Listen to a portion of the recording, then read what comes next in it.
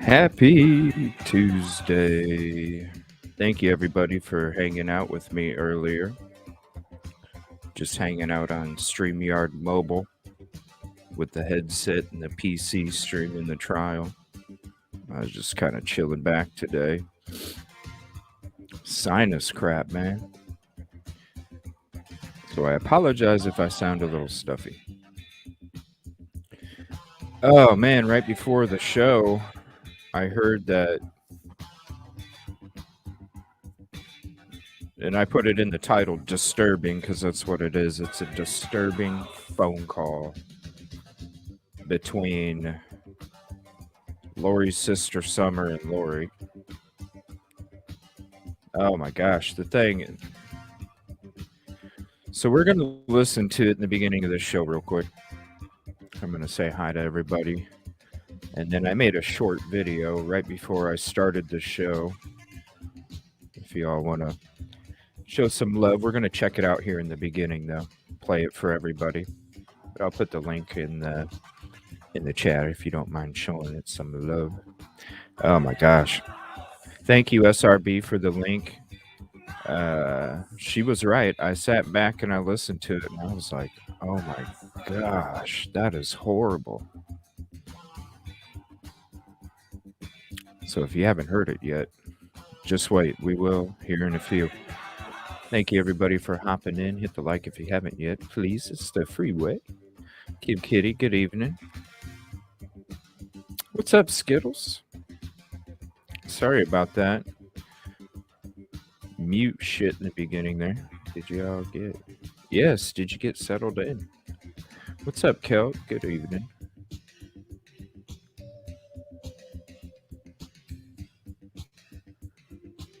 Copperhouse. Thank you for hopping in. Appreciate it.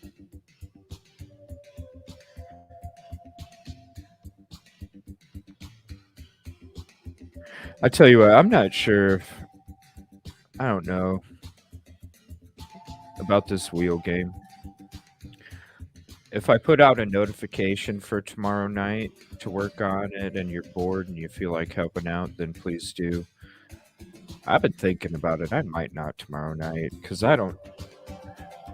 there's other things that I could spend a couple hours on for the show that would be a lot more beneficial right now than that really buggy game, but we'll figure it out. We got the Hangout show Friday. We always do like 4 or 5 hour streams on Fridays, so we will have plenty of time to fool around with it then if we don't tomorrow night. But if I'm going through all the stuff that I would like to try and get done, and if I'm able to set aside 2 hours, because it'll probably take a couple hours to test it, but I'll put out a notification in the middle of the day. That way everybody has plenty of time notice if I'm going to do the testing. If I don't put it out by like 2 or 3, then I'm probably not going to do it, just as a heads up. Yeah, that's the one. Oh my gosh. Pam, that is the one I'm talking about. I know I'm late to chat. No, Kelt, now this is my problem with StreamYard now. Now it doesn't register every button tap, right? So sometimes when I go to switch a tab and I click switch, it just don't switch. Or sometimes, like at the beginning of the show, I got that one on mute because I have a routine the last couple weeks where as soon, like 10 seconds before the intro video's done, I know I unmute the screen share.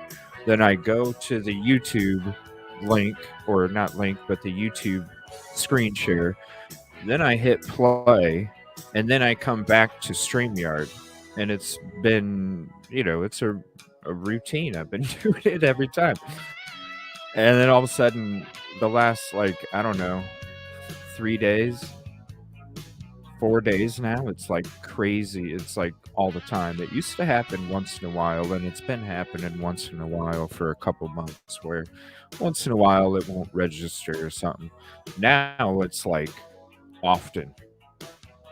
So I'm sitting there jamming to the song at the beginning, and then I see you guys type, "There's no sound." I was like, "Oh shit, let me check StreamYard." Yep, there we go.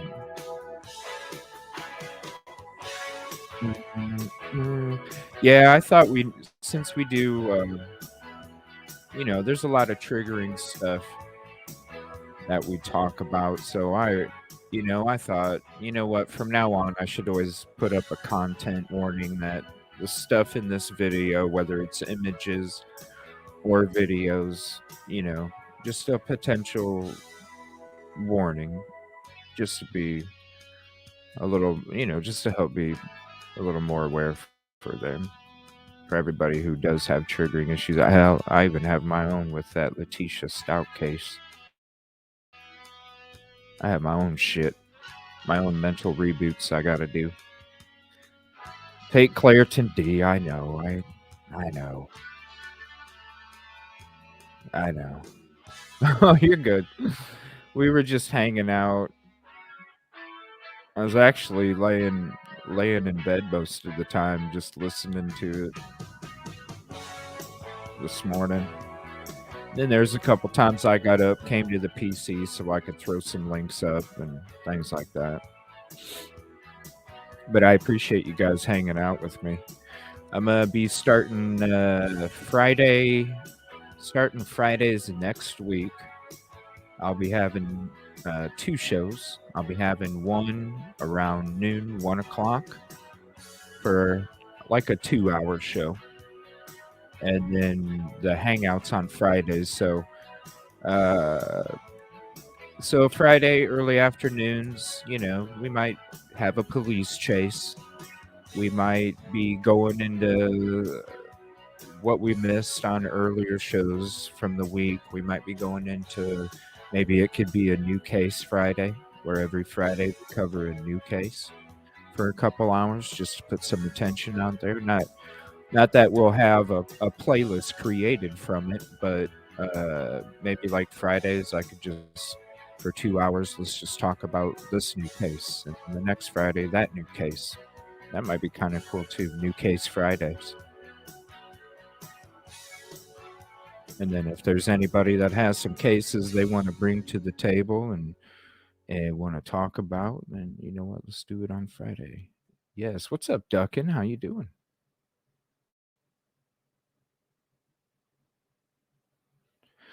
So that might be kind of cool. New Case Fridays, early afternoons, couple hours, cover a new case each Friday. That might be a plan, actually. Yeah, I hear that, Skittles.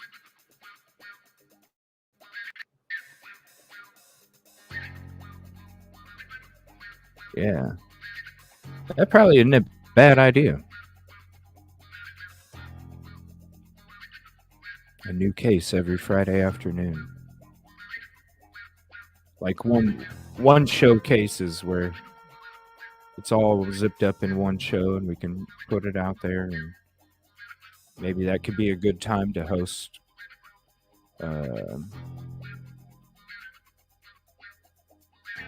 host any individuals associated with those too. All right. I'm going to open up panel. Let me throw the open sign up.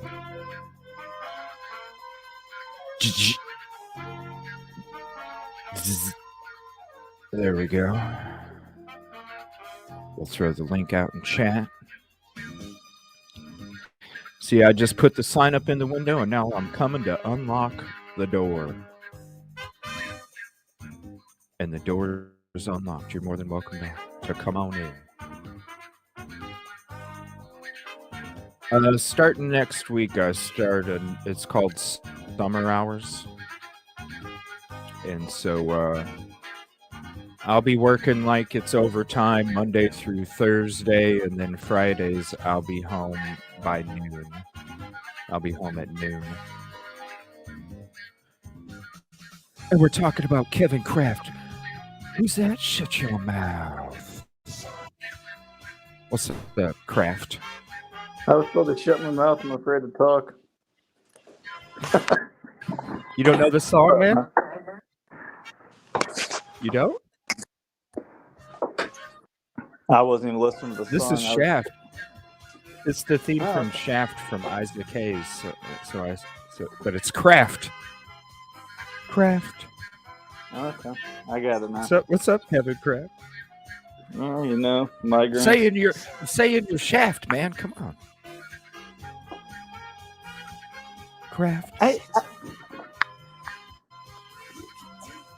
Kraft. I don't know how to do that, man. I got a migraine. Kraft.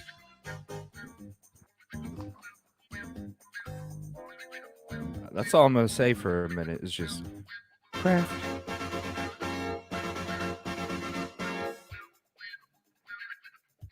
There's Kevin's link if you want to sub to him. If you ain't subbed to him yet, shoot this man a sub. He needs some love. Who we talking about? Kraft. If Kevin want to be chipper, that was for you, buddy. I'm glad you hopped up. Yeah, I'm glad you hopped up when it was playing. I wasn't even paying attention. I was just kind of sitting there. And I was every time I almost typed in chat, I was like, "Nah, I'm just gonna wait for panel just because I feel like messing with everybody." Dude, that was perfect, man. I just dropped in. You didn't even know I was coming. That was perfect. I know. It was like the stars aligned, my friend. Jupiter and Mars lined up together just right. And with my luck, it was more like Pluto lined up right with Earth. Well, now Pluto's not a planet anymore. The son of a bitches. They took Pluto away.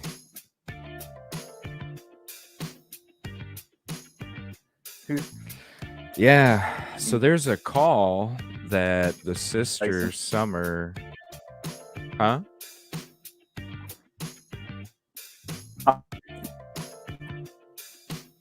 Uh-oh, you're cutting out, man.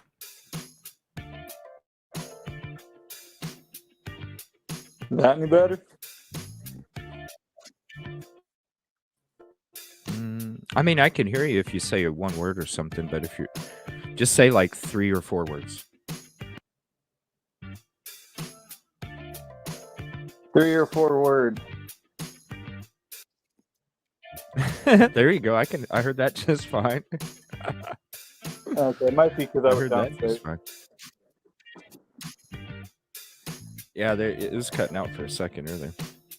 If anybody else would like to hop up, you're more than welcome. You don't recognize this song yet. All Eyes on Me. I know, I keep calling it a planet. Pluto forever. My world. Pluto forever.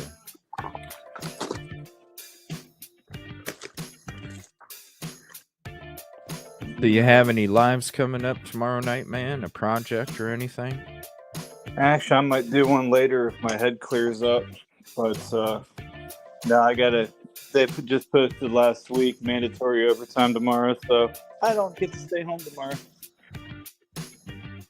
Damn, when's your next night off? Well, it was supposed to be Saturday, but there ain't no way I'm doing nothing now. About a month ago, it pulled up. Okay. Uh-oh, you're cutting out again. You're cutting out, buddy.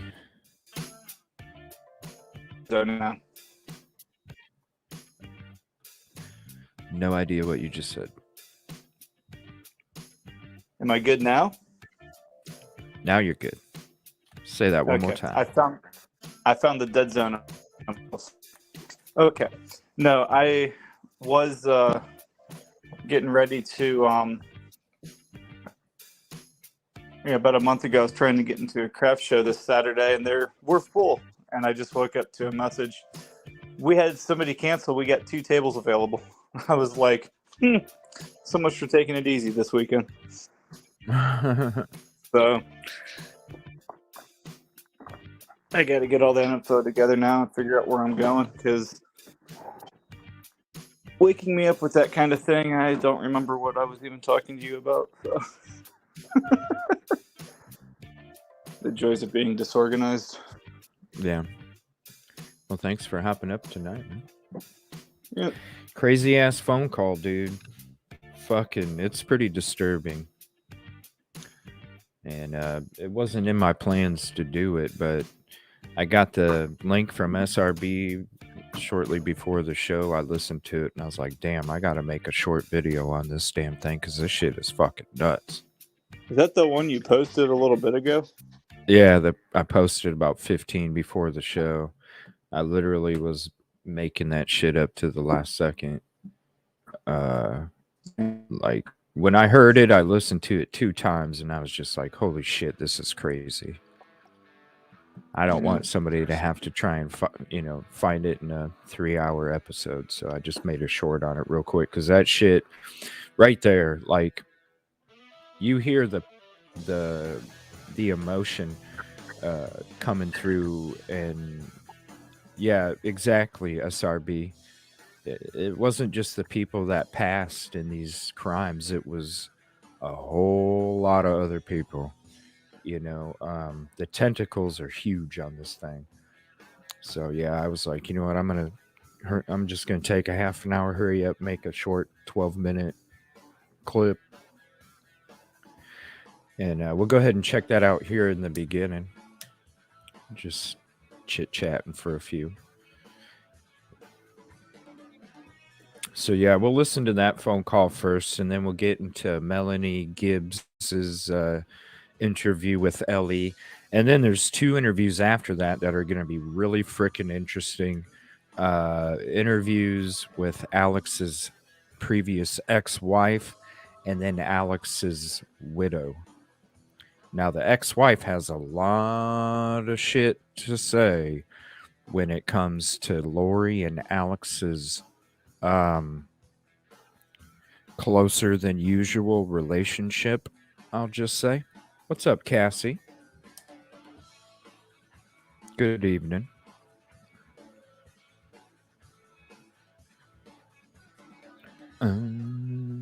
You missed Kevin's entrance to the show tonight, Cassie. You'll have to go to the beginning.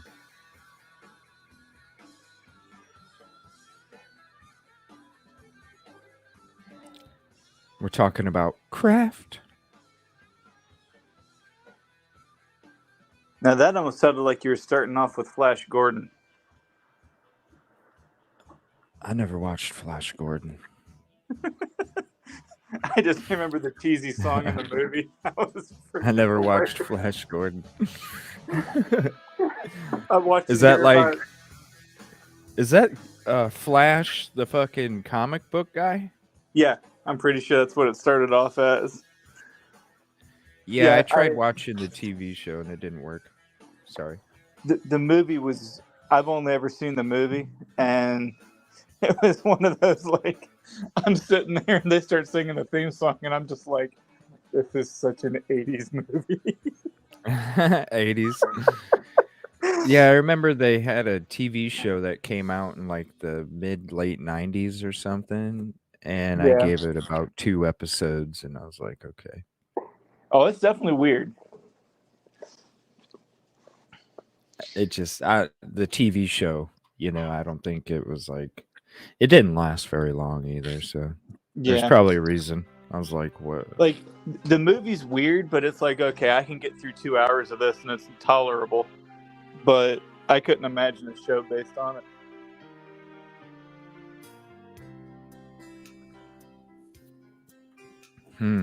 Anybody guess this song?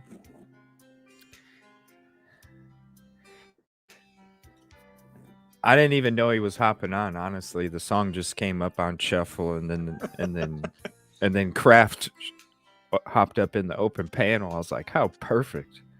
Hey, you're lucky I kept it as Kevin Kraft because I almost changed my name to Ninja Master. Oh, hey, you got your picture up there. Nice. It's been up there. How long? How long's it been up there? I've been using this one for the crappy pen. At least 4 or 5 weeks now. Oh, that long? Really? Yeah. I see how much you pay attention to me, CJ. Well, no, like Kib Kitty's, her icon thing's just been showing up as a grayed out character as well. Like there's, I don't know. That's another thing with StreamYard lately is it like shows most of, I don't know why it shows most of the time. Like I can see it on the feed where I'll see the picture, but then on StreamYard here it doesn't show it. Yeah. And for some reason, the last couple nights, Kib Kitty's picture hasn't been showing up on the StreamYard shit or the show. I don't know. That's weird. I didn't realize it wasn't showing up. I mean, granted, you know, I'm usually watching this at work with my phone in my pocket, so. Yeah. This is Air Supply. Even the nights are better. All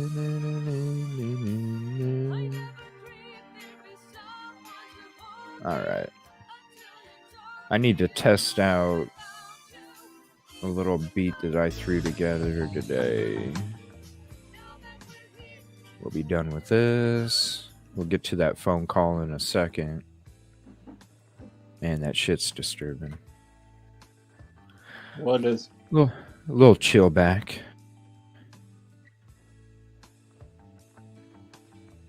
A little chill back. Google says Air Supply. It was Air Supply, yeah.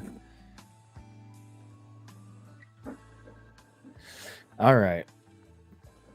So this is that phone call. Let me throw it up on the screen here.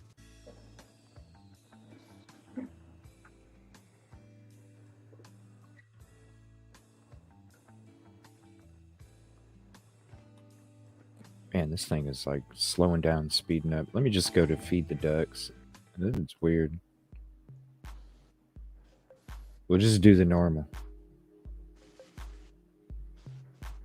And that makes me want bread, dude. Bread? Yeah. What? Feed ducks. What? That's what you feed the ducks, bread. Oh, okay. Come on. I don't know why they named it. They named the song "Feeding the Ducks." I don't know. I think when I first started the show, I was like, "What the hell is this?" And then I listened to it, and I was like, "Oh, it sounds like Daft Punk." And and then I never really heard it anywhere else, and I'm like, I know why, because I bet the title of the song, everybody's probably like, "Nah, I'll just go rock," instead of feeding the ducks. Yeah. I'll just go rock. All Well, right. it fits your show better than mine too, because you know I feel like my rock beat fits what I do better. But oh yeah, for sure. I'm more chill. We're just taking a ride through space, you know. You guys haven't seen me worked up on a live stream yet. I can show it all. And then you're like, yeah.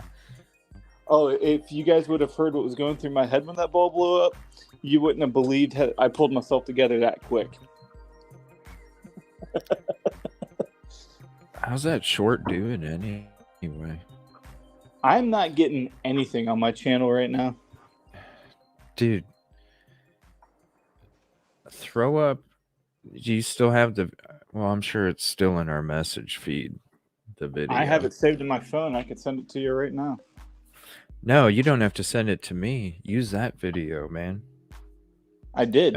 Or no, I didn't use that. Okay. No, you didn't. You used a short. Use that video and use the thumbnail I gave you, and that'll catch somebody's eye, trust me. Okay. If you need to know, if you need a walkthrough on how to do it, just let me know. I can help you. And I'll just get on my phone and go to upload a video as well, so I can kind of walk through it with you or whatever. But on the, if you can send it to yourself or download it on your PC, it's a lot easier that way. That's how I upload all my videos, is through the PC. Yeah, my But problem yeah, is man, it's hard to see that one. Yeah, my problem is I do everything through my phone internet, so even if I'm on my computer, it's still slow as could be. Yeah. So.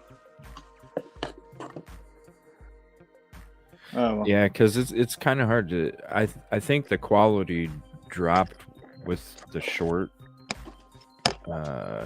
aspect on it, but the one that I made of yours is straight, crystal clear. Pre-cut and everything. So yeah, if you got, or you're working tomorrow. Yeah, I'll play with it probably sometimes. Saturday or Sunday.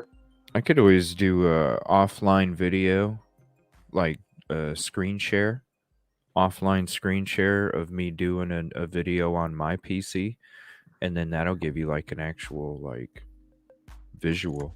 If you want me to do that, and then I'll just send it to you in Facebook, and then when you get home or wake up or whatever. If you want to, that'd be awesome. But yeah, I'll do that tomorrow, man. I'll make you a short video. Yeah, I'll make you a short video. Didn't miss anything. Just see. Yep, you didn't miss nothing. We're just having an intro and general conversation. All right, now we're going to get into this call, though, here. I'm going to throw out the link for the panel if anybody else would like to hop up. And we're going to start listening to this call. Thank you for putting that up there, SRB. We got to get Kevin some more love. And this is the link. If you could show this some love, too. This is the link for the short that we're about to watch here. The source is East Idaho News, and thank you again, SRB, for sending me this link.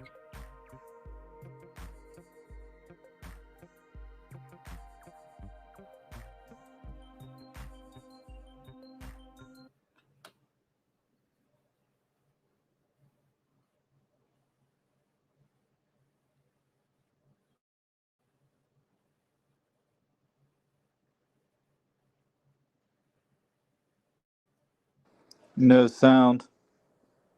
No sound? No sound. Oh my gosh, StreamYard. Dude, this is, hold on. This is freaking crazy, man. Yeah, I thought I lost connection. It's like every time. This is like every time. You just need to hurry up and get to 1,000 so you can quit having to pay for StreamYard, dude.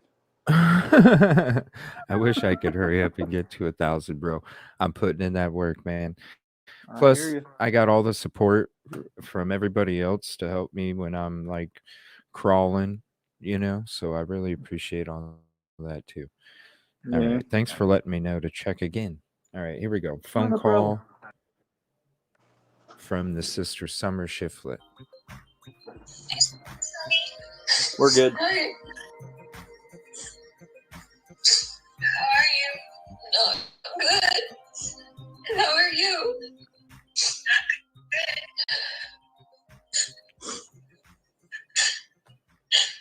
And I just want to say I had to put the music in here just to avoid any kind of copyright issues that might come.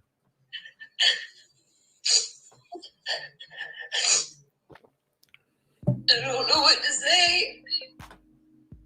Do you not want to talk? I'm willing to listen if you want to talk to me. I just don't know what to say. I don't know what anybody knows. I've been in isolation for 2 weeks, so I don't know anything that's going on. I haven't talked to anyone. Well, they know that they found Tylee buried in a pet cemetery, getting buried on Chad's backyard. And we don't understand how that happened or why.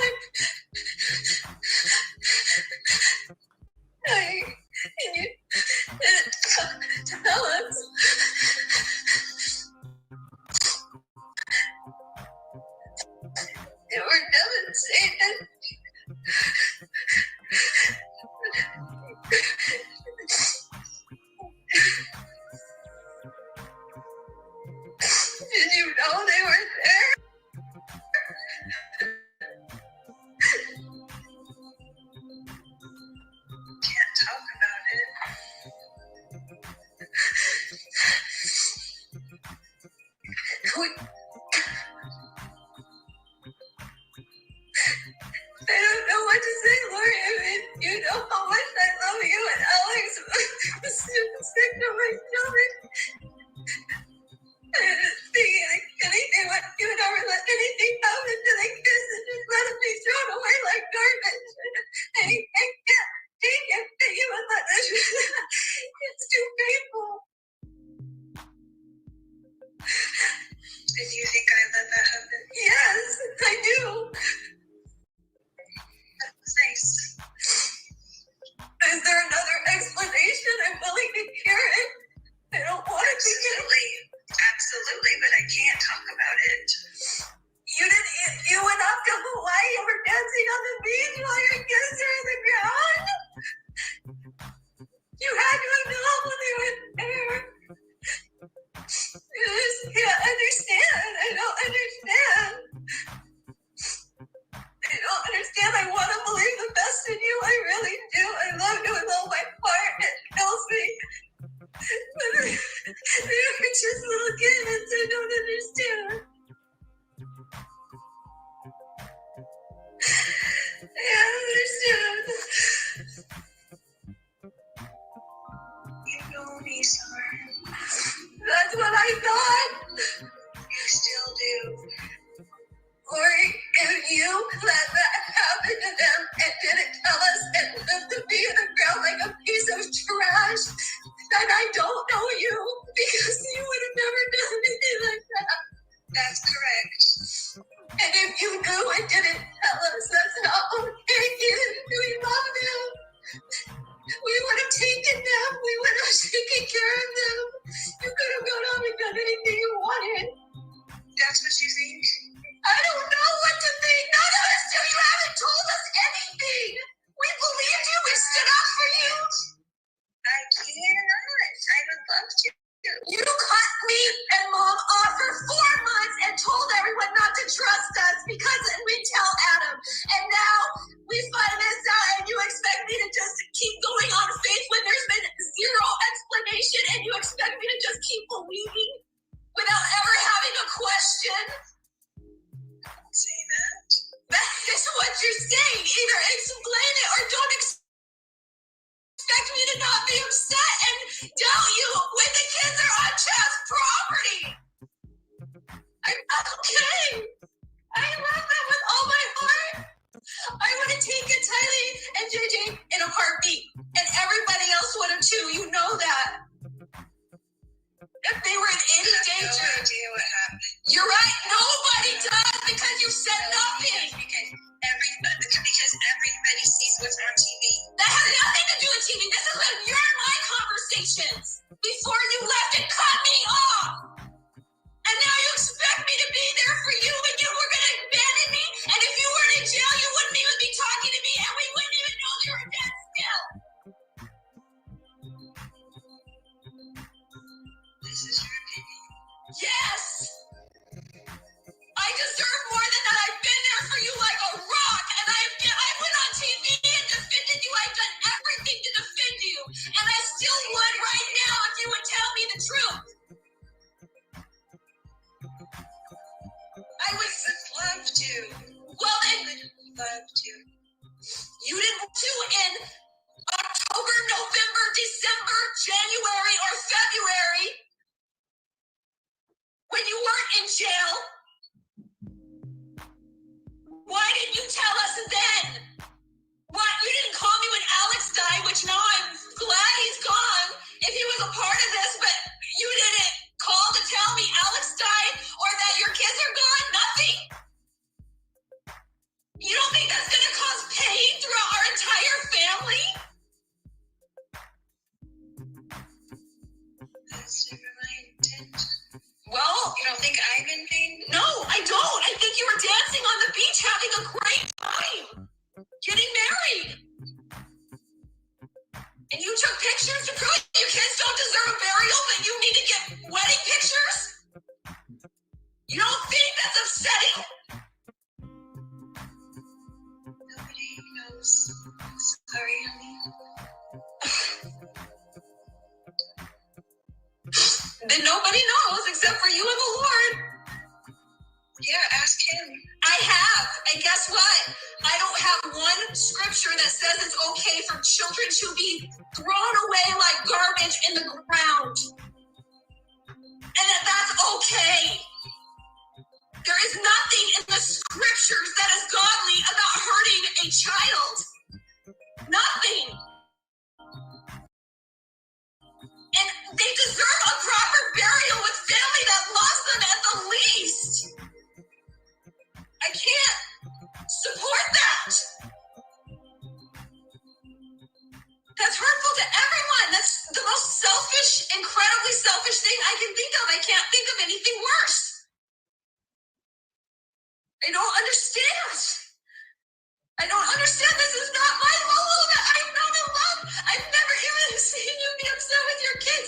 I went to the back for you and said that to everyone. I never have been upset with them. I never have been. How can you just go on without them, without any upsetness, and without telling us anything, and then expect us to understand? Nobody knows in the world. Nobody in the world knows what I've been through. And I don't expect you to. All you see is what's on TV. No, that's not what he says. And all the influences of all the people around. Okay, so now I'm deceived. Everyone in the world is deceived except for you. No, I'm not saying that at all. I'm not saying that. I'm saying nobody's seen me on the floor crying. Nobody knows what I've been through. With my children that I love more than anything. Lori, fine. You were dancing on a beach with a smile on your face, taking wedding photos. Yeah. Yeah, Months later, my ass.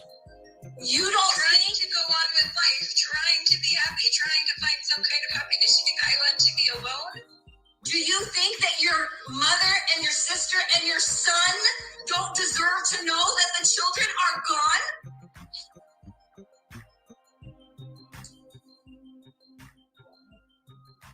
Why wouldn't you call and tell us that? Why were we cut off? You saying you want to go on and be happy? You're just going to be happy without your family and your life until you're stuck in jail, and I'm the only one stupid enough to be your friend when I've been your best supporter, Lori. I've loved you my whole life. I still do. I can't bear to think anything bad about you. It hurts me.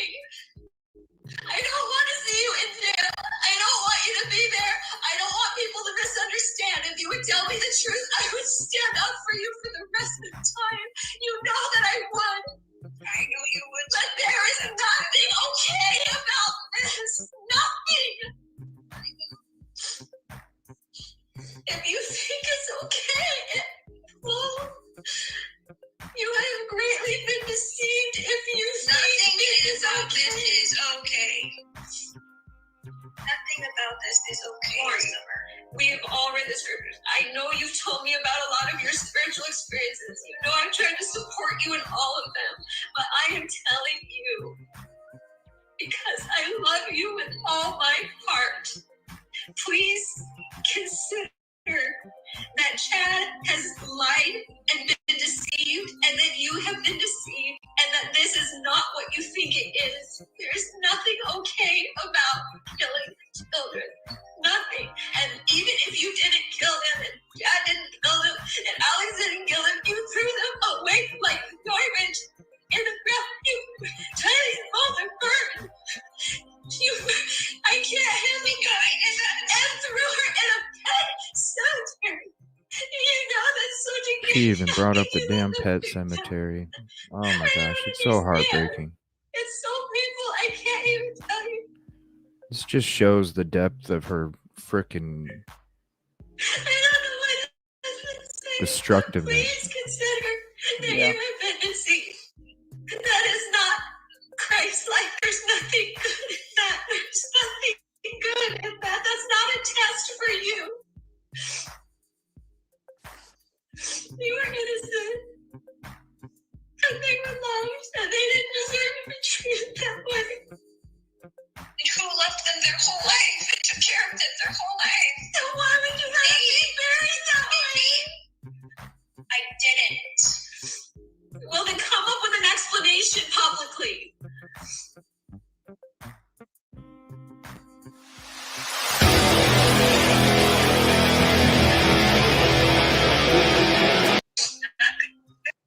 Yeah, she can't come up with one. Freaking crazy. Yes, she is. I heard that shit and I had to hear it again, and then when I heard it again, I was like, this chick has destroyed so many frickin' people. Yeah. And she's sitting there trying to justify it, and I didn't do anything wrong. Yeah. You don't know what happened.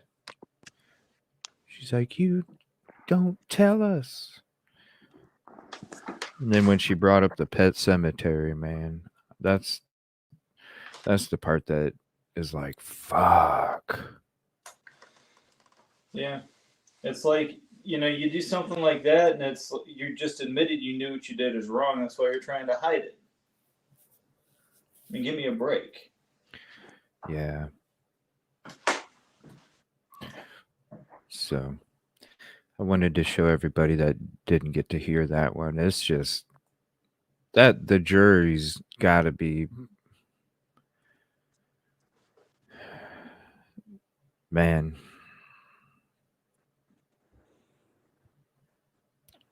Sometimes I wish they had court on weekends, because then I could actually sit back and, I was going to do that trial, but then I'm like, there's no video to it, and you always get the clips. So I figure I'll just roll with the clips on the Vallow trial.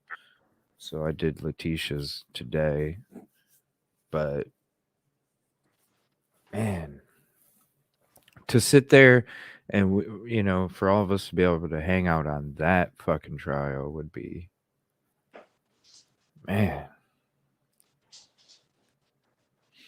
All right, so we're going to be going to Melanie Gibb. This is Lori Vallow Daybell's best friend, the one that JJ was supposedly with. This is the one that everybody feels is suspicious in chat. Now, there's some other videos about her suspiciousness, and I know one I can't play, another one I'm not sure, but they're pretty lengthy, and these episodes don't need to be crazy long. So this interview, I'm not sure how long exactly it is. It says 142, but I know it's not that long. I haven't pre-watched it yet, so but I know this one is a decent one. But everybody feels she's suspicious, and I don't know. I don't know much about Melanie Gibb, so I'm gonna kind of tap in and learn, and just kind of watch her actions and her words and see what her answers are to the questions and the whole body movements and everything.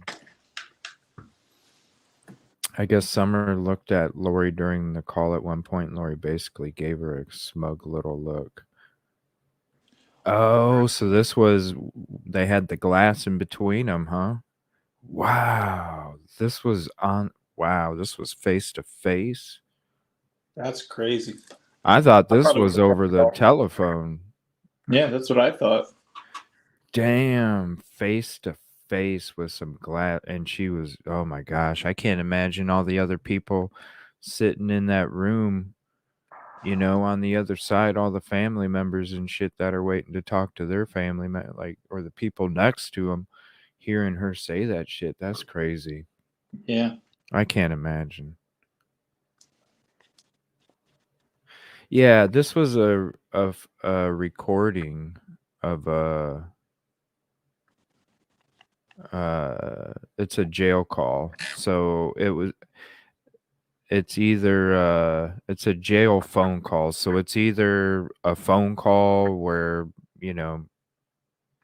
Summer's somewhere else and Lori's on the phone with her, or it is I thought it was the face-to-face glass panel yeah. thing. Yeah. Yeah, they played the call in court today. Yeah, because I'm pretty sure they record all those conversations and go back through. Yeah. But yeah, they record all that shit. But if this was face to face, where there's glass in between them and there's people on, like, that's that's got to be, just to hear that shit in person. Be like, fuck. Yeah. And then you hear Pet Cemetery, where they buried him, dismembered Tylee and burned and duct tape JJ. I mean, it's just ridiculous. Yeah, it just says jail phone call.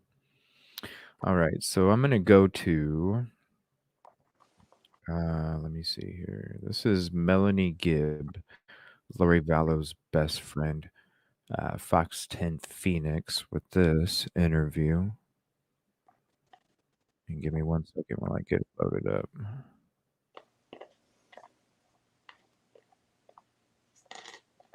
Whoa, what's it doing? There we go.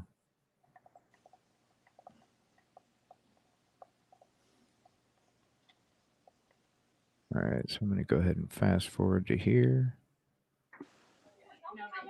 Yeah, I like him. He's fun. He was fun. He's a jokester. He's a good guy. Yes, he was. I get to work with him every day. Oh, good for you. So we never wear socks. Odd. So Does he not have sweaty feet? No.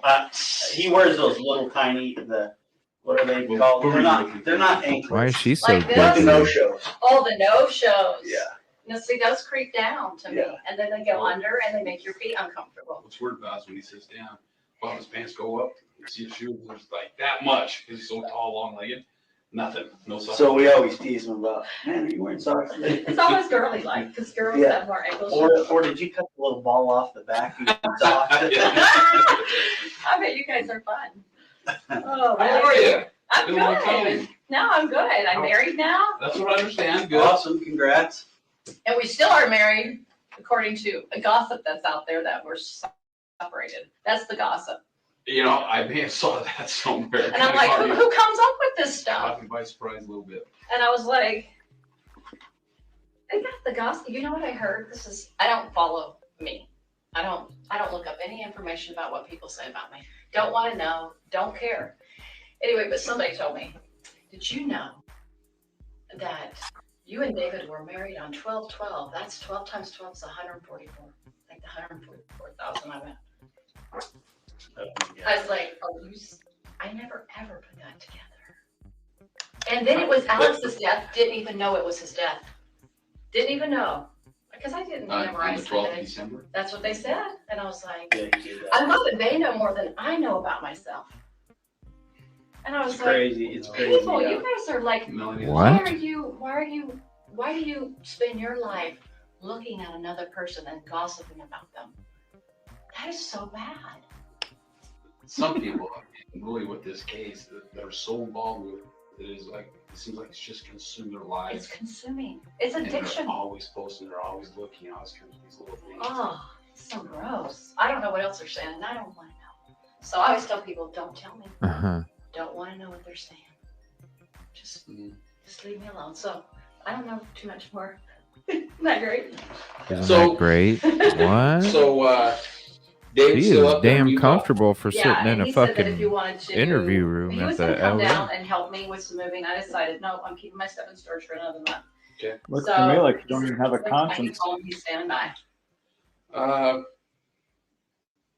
don't think we need to talk to him. Yeah, he said, I'll do what I can, but I don't really think I'm that useful. But he is a little bit. He's useful. He is useful because he's another witness. Yeah, he's useful. He's useful. And a pretty good guy, I think. But there may be an opportunity to have to sit down and have a chat with him, kind of like we're just trying to button things up a little bit. Good. Cross T's, dot I's, and then prepare for what's possibly coming here in the near future. The trials. The trials. Anyway, so it's been a long time since we've chatted, and so in that period of time, Ray, myself, That's Danny, true, Pam. Jackson's kind of working They on kind of all act this the stuff. same, don't they? And also quite Yeah. frustrated with you. So in going over that stuff and talking to other people, more questions come to mind that we may have not known back then. Okay. And so this is where it's important that we sit down and talk with you again and kind of get that all out in the open and try to figure out exactly what has happened here, what it was going on, even, when they moved to Idaho, but maybe even prior to moving to Idaho. Okay. So that's what we'll talk about a little bit. Melanie, one of our main objectives here is we are trying to block off any type of avenues here that somebody saying we may not have checked out. Okay. Okay. So in doing that, some of these questions popped up. And I want you to be honest with me. I don't have any reason. I'm always going to be I don't have any 100% reason honest with you. with you haven't. Okay. But what I do want, anything that we talk about that you don't think is important, ask us. What I don't want to happen here is Melanie to think, well, you know what? And I don't know if that's happening. I hope not. But something you might be holding back on is thinking, well, I'm not sure if I really want them to know that. Okay. Unless they ask me a direct question about it. Okay. You know, we don't want to have to be pulling information out of you. Okay. Just be an open book and tell us. Absolutely. And it'll make this a whole lot faster. Yeah. So, last time we talked to you, we didn't really hit this portion up very hard, but I want to talk to you a little bit about these castings. Uh-huh. Is that what you referred to them as, or are you new to them? Yeah, I think so. What else were they referred to as? It's been a while since I thought about it, so I can describe how it came about and what it sounded like, if that helps, because I don't really know what else to call it than that. Okay. Does that make sense? So the idea of casting out is to help people spiritually leave the body, right? That's the whole premise from Christ. Well, I've never heard of it being, well, okay, That's so right. I know So that let's go back to Christ, casting out demons, and Yeah. I understand that. That's the premise, that's all. That's all it is. I mean, that's what the idea is to get, if there is an evil spirit in you, then you ask in the name of Christ that evil spirit leave. That's what it's about. Okay. So sometimes in my mind, I'm having trouble trying to picture this. Okay. But That actually is better. I mean, if okay. I look at this, I'm like, There's two ways that it can be taken. The correct way, which is probably the way that you think she's saying it. And I think there's another way where look at it like this. Because they were friends. They were best friends, okay? Lori, there's other family members out there, and we're gonna have we'll have Stephen Smith Thursday, but the next Lori Vallow Daybell episode, when it comes to interviews, and this will finish them all up, it's gonna be a family and friends episode. So it'll be family and friends beyond the people all involved in this whole story. Okay. So look at it like this. Look at her in a way. I'm going to rewind it just a little bit. Take it as her defending the whole zombie shit. Okay. I'm not saying that's accurate because I've never seen the word zombie anywhere in the Bible. No, I'm not talking about the word zombie being in the Bible. What he's asking her is about religion. And look at it as she's practicing the religion that Lori and Chad were preaching. And so she's not referring to the Bible because they didn't go off the Bible, obviously, because the zombie word isn't in it. She's going off their beliefs. Okay. And look at it that way. I see why people think she's. Always going to be 100%. I see why people think she's suspicious. But I think she. what I do I'm getting anything that we talk about a low key feeling like she's into that shit. Very well might be. What I don't want to happen here is Melanie to think, well, you know what? And I don't know if that's happening. I hope not. But something you might be holding back on is thinking, well, I'm not sure if I really want them to know that. Okay. Right. He's talking about that Unless cult. they ask me a direct question about it. Okay. You know, we don't want to have to be pulling information out of you. Okay. Just be an open book and tell us. Absolutely. And it'll make this a whole lot faster. Yeah. So, last time we talked to you, we didn't really hit this portion up very hard, but I want to talk to you a little bit about these castings. Uh-huh. Is that what you referred to them as, Or you knew it too? Yeah, I think so. What else were they referred to as? It's been a while since I thought about it, so He's I can asking her about describe how it came castings. about and what it sounded like, if that helps, because I don't really know what else to call it than that. Okay.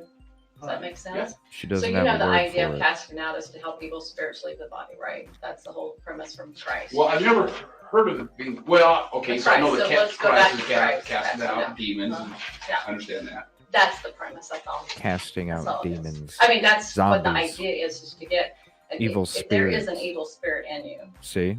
then you ask in the name of Christ. It's that twisted. evil spirit leave. That's what it's about. And they believe Christ talks to them. So sometimes in my mind, I'm having a little trouble trying to picture this. Okay. But like, Visions. if I look at this, I'm like, such and such has a evil spirit in them. Yeah. I'm not sure I would call a group together to have a prayer and a casting. Yeah. Or if I would just, in my own personal prayer, say, Lord, Mhm. will you help this person out? Right. I'm glad he's getting into this I right don't away. agree with it, but I want you to know that's what the idea. Anything I tell you, I don't agree with. But that's how it came about in the time. So Okay. how it started was this: we were in Sulema's house, Zulema. probably in January. Okay. I don't know how to remember the date other than I was trying to think of sequences, So there was Christina and Nicole. Remember them? Mm-hmm. And Serena was there. I was there. Sulema was there. And Lori was there. And maybe Sulema's daughter might have been in the house, but I don't remember.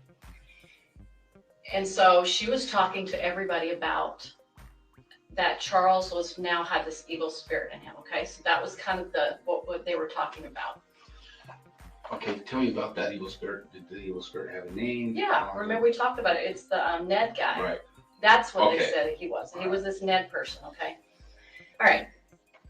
So she keeps licking her lips a lot too. She's kind of talking to the girls, and they're all kind of talking about what's going on.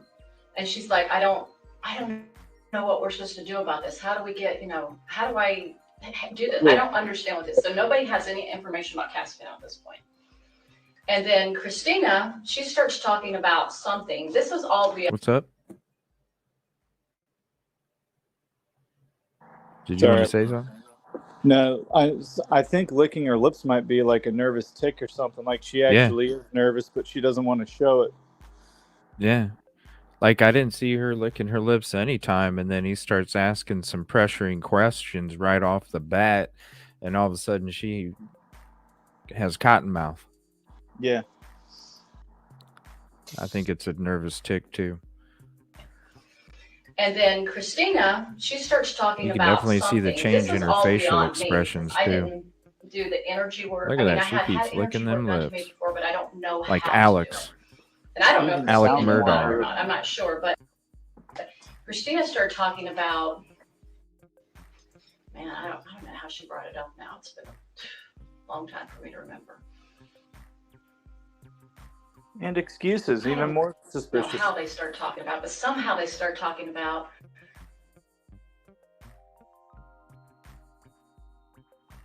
Go ahead, man. She sounds starting to act. Oh, I don't remember this now. It's lost her confidence. I'm sorry, this just looks more and more suspicious with every word she says.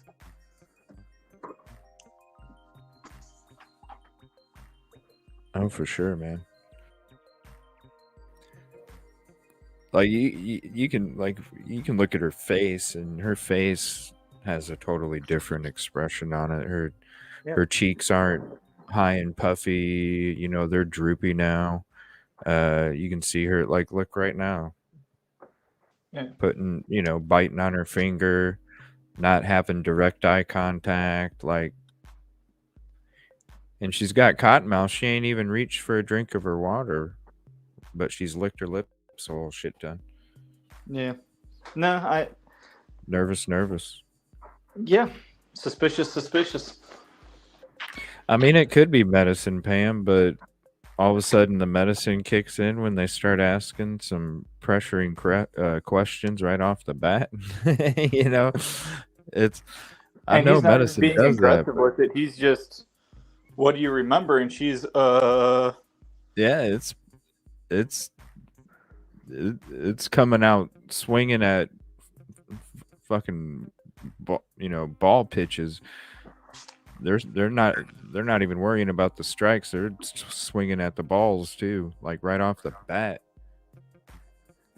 yeah. Well, they probably want to see if she's going to lie to him on the easy Of ones. course. Okay. Yeah. They have tactics. Oh, I know. About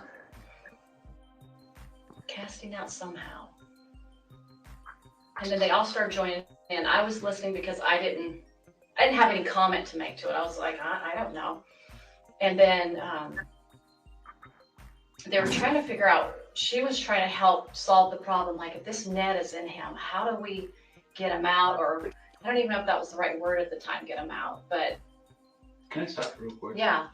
Remind me how she knew that was Ned. Okay, that was, remember when Chad made the phone call? Lori and I were in her house, one of her houses she lived in.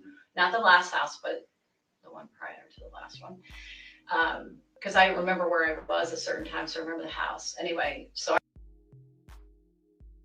the door, it seemed like we just did a podcast with a couple of men. So we just did that podcast, they left. And Chad calls and says, hey, I want to let you know that I did some research and figured out that this Ned. Oh, it's been a while since I thought about this. Yeah, that's right. I know what Ned, you're talking about. yeah, you even forgetting details. It's been 2 years, right? Or something like that. So Schneider, thank you. And Ned Schneider is in him. And she was taken back a little bit because it was a new concept for her. She didn't know about that this could happen. So this was introduced from Chad. Absolutely 100% sure of that. Okay. So then she was ruminating over that idea for a while. They were talking. How are you 100% sure that was introduced by Chad to her? Because I'm watching them talk on the phone, and after that conversation, she shares with me, this is what Chad just shared with me. All right. And so she didn't look like she made it up because she had never talked that way before. She never said anything like, hey, there's an evil spirit, and that never occurred to her. So when she first told me, I could tell she was like trying to absorb it. It looked like it was new for her. And so so that's where it came from. And so I'm sure they had a lot of conversations, which I wasn't privy to. So then when she came together in January with all these girls, she was talking about this problem she had about this Ned person now coming in. And she said that her reasoning for that was that Satan was breaking eternal law, and that he could now do this. Like, he had some kind of power to do this. And so now these evil spirits are able to get into these bodies. So if we use you as an example, Ron is no longer Ron, he's, Phil. And Phil comes in and he is right. Now, I'm really dealing with Phil. I'm not really dealing with Ron anymore. Because Ron's gone. Ron's gone. He went to the spirit world or whatever, someplace, right? And Went off to the spirit world somewhere. What's up, man? I heard you go, what? That's not how it works. What's that? Talk to us, man. Talk to us. I heard you go, what? When she's talking about Satan doing something that's against what she said, what was the word she used? Eternal law, I think it was. That's not how it works. I'm sorry, but even the Bible said Satan only has reign over this world for so long, and when Jesus comes back, he's going to the pit of fire. Like, Satan cannot do anything without the permission of God. He cannot. It is not possible. Yeah, man. Where do these? I want to know. I really want to know. I want to know more about what these people believe, just because of how ridiculous it is. Yeah, and people were Not how sucked it works. into this. People are sucked into this. No, I know. I mean, I'm listening to this over cranking down the pressure pot because I'm getting ready. I poured a little resin while we were watching this, and I'm like, wait, did I miss something? Yeah. It's like, how do these people believe this shit? Seriously. It's insane. Like Grizz says, "What's up, Grizz?" That's how it works. They like twist it in their own fucking way, but it's like this, right? When it comes to the religions where some ladies can't wear pants, and there's like all these different interpretations. Yeah. You know what I'm saying? I And get you, this but this is the same thing. It's an interpretation, but it's about zombies. Like yeah, they interpret the word somehow they're to making. make it, yeah, They wanted to make up their own religion, and then they're trying yeah, to say that it's Christ, but no, it's not. yeah. The visions, the powers, Oh, the spirits, all that this shit. is bad, dude. It's fucking nuts. Like, I'm laughing because of how inaccurate and how sheer horrible this is for the accuracy of what the Bible says. Yeah. Like her own daughter going off about, what Christ would wants to do or would want you to do with children. Like she knows more about what's going on in the right with the way of how things work than her own mother. This is ridiculous. It is, man. Let me play a little bit more, and we'll I'm gonna mute play again a so little you bit don't more. hear And me. we'll chit chat about that in a few. Yeah, I got to hear more of this. So anyway, as we talked around the girl, they were trying to figure out, well, how do we do this? How do we get this figured out? So they sat there and talked about it. And a lot of the wording that they used, which I can't recall all of it, but it had to do with features that they learned from energy work, different weapons and different so like stones or different things that they had learned through a spiritual means, talking about, hey, and they came up with this stuff. I did not come up with it because I didn't even know what to say about any of it. Did they come up with it, or did Lori assign them something?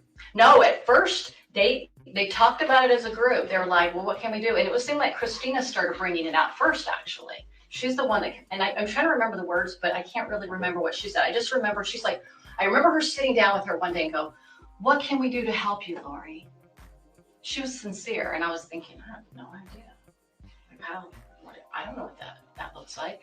And so anyway, they started talking and getting different ideas. And so she was told that she had this priesthood power. Now that Moroni gave it to her in the temple, she suddenly had this priesthood power. Right. That women were now getting it, because that they don't have in church, right? Did you find that odd? Yeah, everything's odd. But at the same time, because I was on this, so I had listened to some podcasts she had learned. So it wasn't super odd for a person that had listened to Julie Rowe or Mike Stroud, because they were talking about now if you go back and listen to those two, she doesn't come up with this stuff herself. This has been coming up by other people, okay? Well, right. And I know that the big picture, it's all a little weird, but when you hear, because, you're LDS.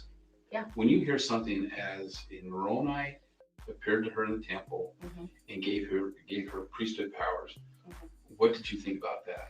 Well, let me back up to when I first met her to help you understand how I got involved with her. Jason Mou's the one that introduced me to her. He met her in the temple and said, hey, there's like-minded people that are spiritual, here's Melly's information. So she meets me and she hears me talking a little bit, because I'm doing something for a steak event. It was really normal and good, and it had to do with like natural preparedness kind of things, something that we all can learn and enjoy. Anyway, afterwards she's in the back with Melanie. And then I came out, and then she came out, and Melanie was still in there because there was other classes going on. And she was just so excited to meet me. And she was like, she's talking about people she knew, like Mike Stroud, or not knew, but knew of from podcasts, and Julie Rowe and her. Speaking of this podcast, I would really.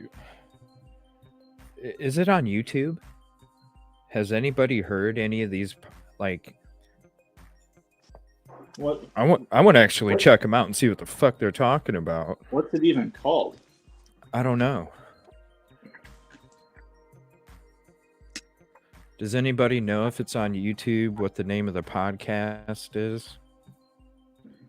Because if she's claiming like she don't believe this and all this other shit, this is after Lori is already with Chad, and Chad is on their freaking podcast. So whatever they're talking about, I mean, I don't know. If you're going to have a podcast, unless they had a podcast where they disagreed a lot, if she don't believe this shit, like she's stating here in this interview, if they had a podcast together, either they really agreed on something that they talked about often, or they were a podcast where they totally disagreed on fucking most shit. So I'd be interested to hear what some of this fucking what's on some of this podcast or podcast episodes or whatever, to hear what they're even saying. I would like to hear what she's saying. Lori, we already know she's off in fucking crazy ass space and shit, but with Melanie, I would really like to know what she's saying on these freaking podcasts. Lori talking about spirits and how there's special powers, and then I want to see if Melanie's like, no, I think something different, or yes, I feel totally in tune with that, Lori. Like, what the hell was she saying on this shit? Right, man? Yeah. Like, I kind of want to hear it too, actually. Like, what the hell's on this shit? I almost feel like. Oh, 1 second. Go ahead. I almost feel like it's the equivalent of saying, "Yeah, I'm a Jedi Knight. You want to see my Right. lightsaber?" I can't show Right. you right now because I'm still building it because I'm looking for my kyber crystal. But when I have it, I'll show it to you. Yeah. It's Sorry, it's my nerd's fucking coming nuts. up. No, you're good, man. This shit is nuts. I said Julie Rowe and her change of heart, and I said, well, I've been changed in Christ, and my experience is a normal experience that somebody would have, but Thank you guys for looking. And I thought, I was like, I think she's marrying me, because That's I didn't crazy. know back then I didn't know her, so I would have no way of knowing.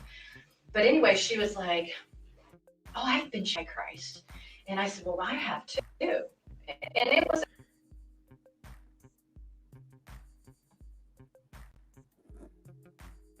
And more significant than the church. It was a beautiful experience that I had.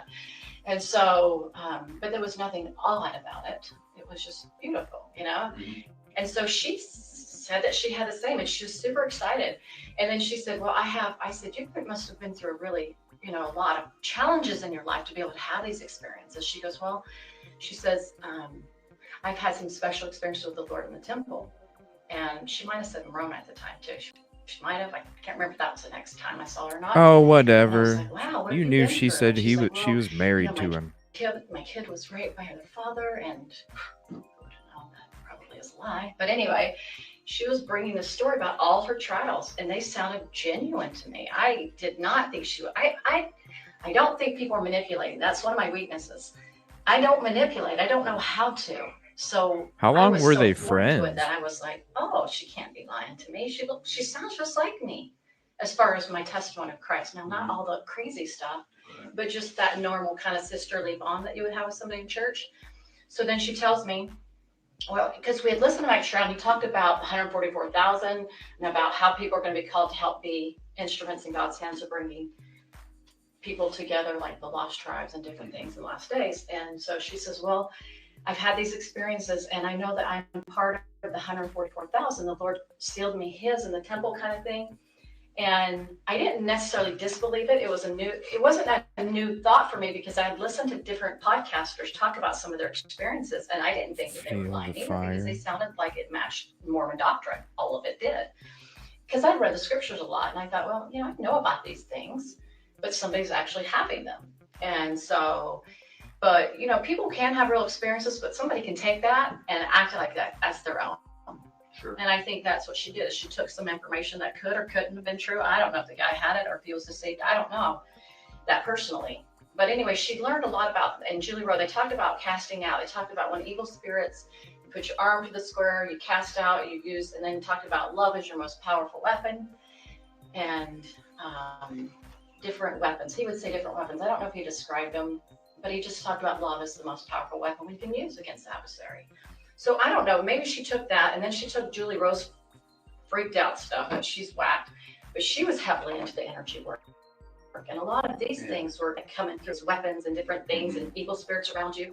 So I remember one time she told me when she was in Hawaii, before I ever met her, so this was when she was living there, she recalled a moment. She goes, I remember, Melanie, I woke up, an angel woke me up and said, you need to email Julie Rowe and tell her that she's a true servant. And I was thinking, wow. An angel woke me I didn't up. think Lori was lying to me. I thought she was really enlightened. You didn't think anyway, she was lying when she... And you wouldn't be... Okay, Kevin. If a friend to you came to you and said, hey, man, I had an angel speak to me last night, wouldn't you be a little skeptical? Not really. I don't know. I would, but I don't know. Would you? Maybe you wouldn't. I would.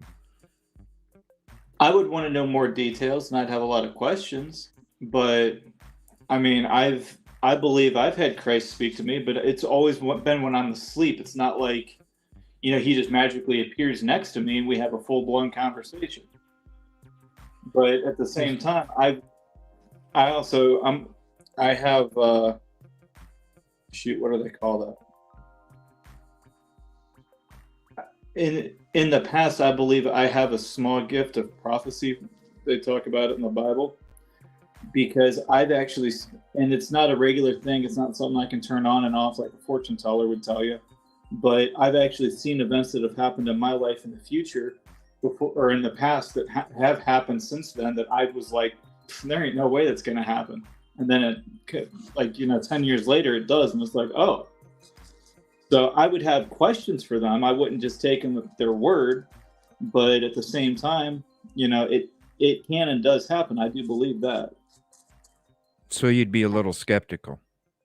You would support, but have a little skepticism as well. I would want to make sure that it was truly coming from an angel from Christ and not a demon posing to be an angel, because demons will actually use scripture just like what they've done to create their own religion, basically, but they ignore other parts of it.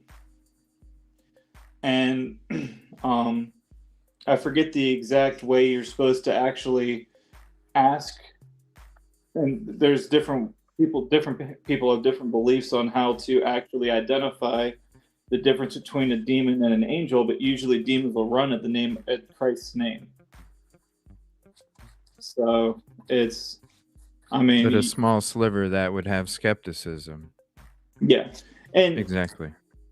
Right. But, I'm also one that I try to build everybody up no matter what, like whether whether it's in your faith, as long as it's not like, oh, pro Satan. Because I'm not saying, no, I wasn't saying like she shouldn't believe her 100%.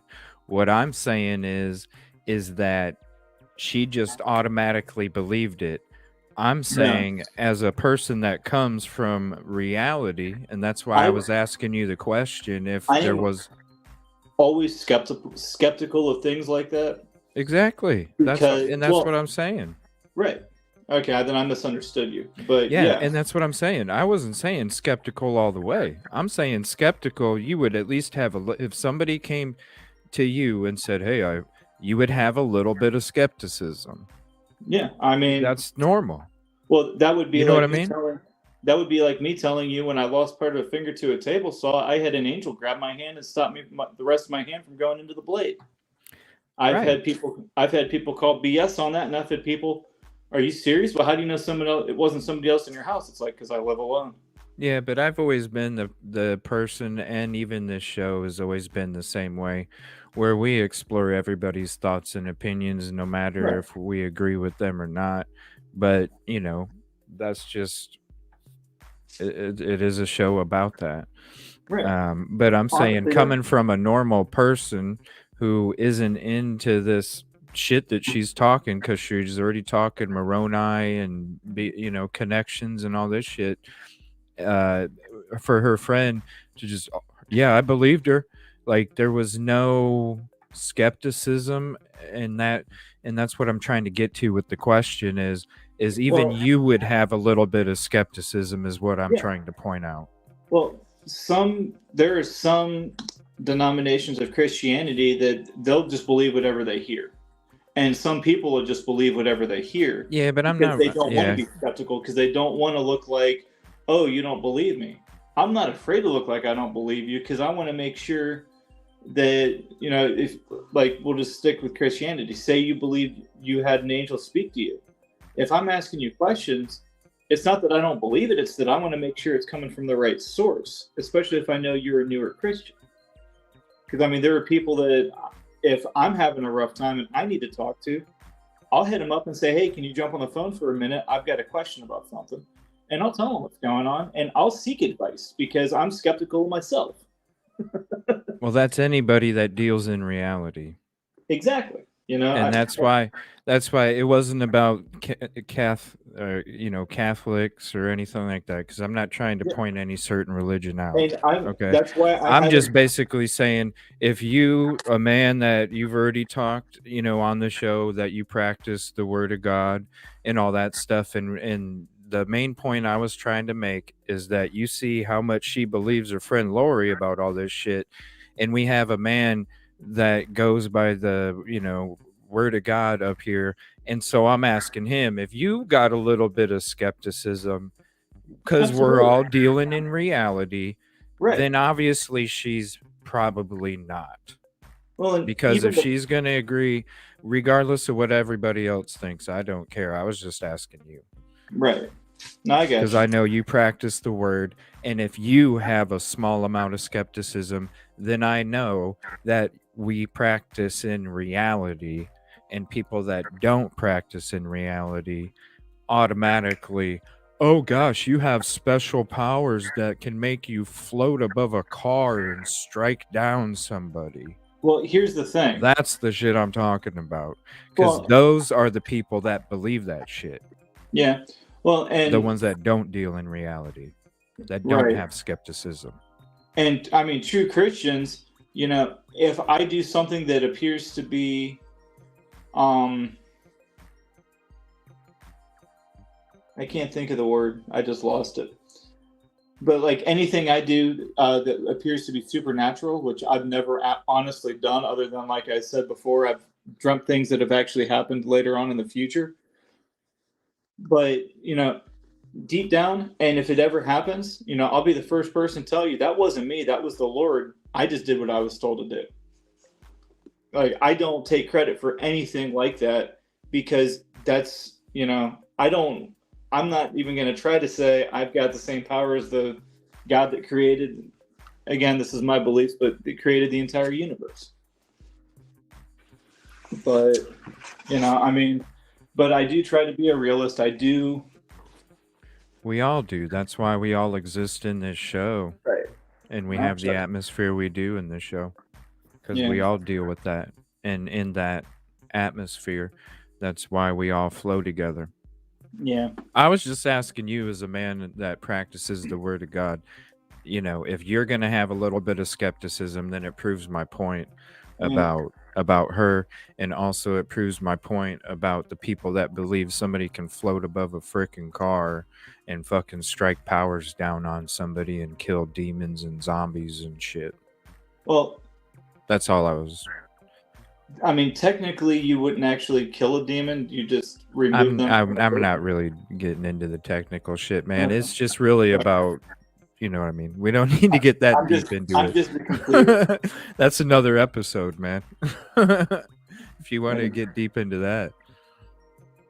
Let me get back to this interview here. Weapons and different things. And so I remember one time she told me when she was in Hawaii, before I ever met her, so this was when she was living there, she recalled a moment. She goes, I remember, Melanie, I woke up, an angel woke me up and said, you need to email Julie Rowe and tell her that she's a true servant. And I was thinking, wow, maybe Julie, because I didn't think Lori was lying to me. I thought she was really enlightened.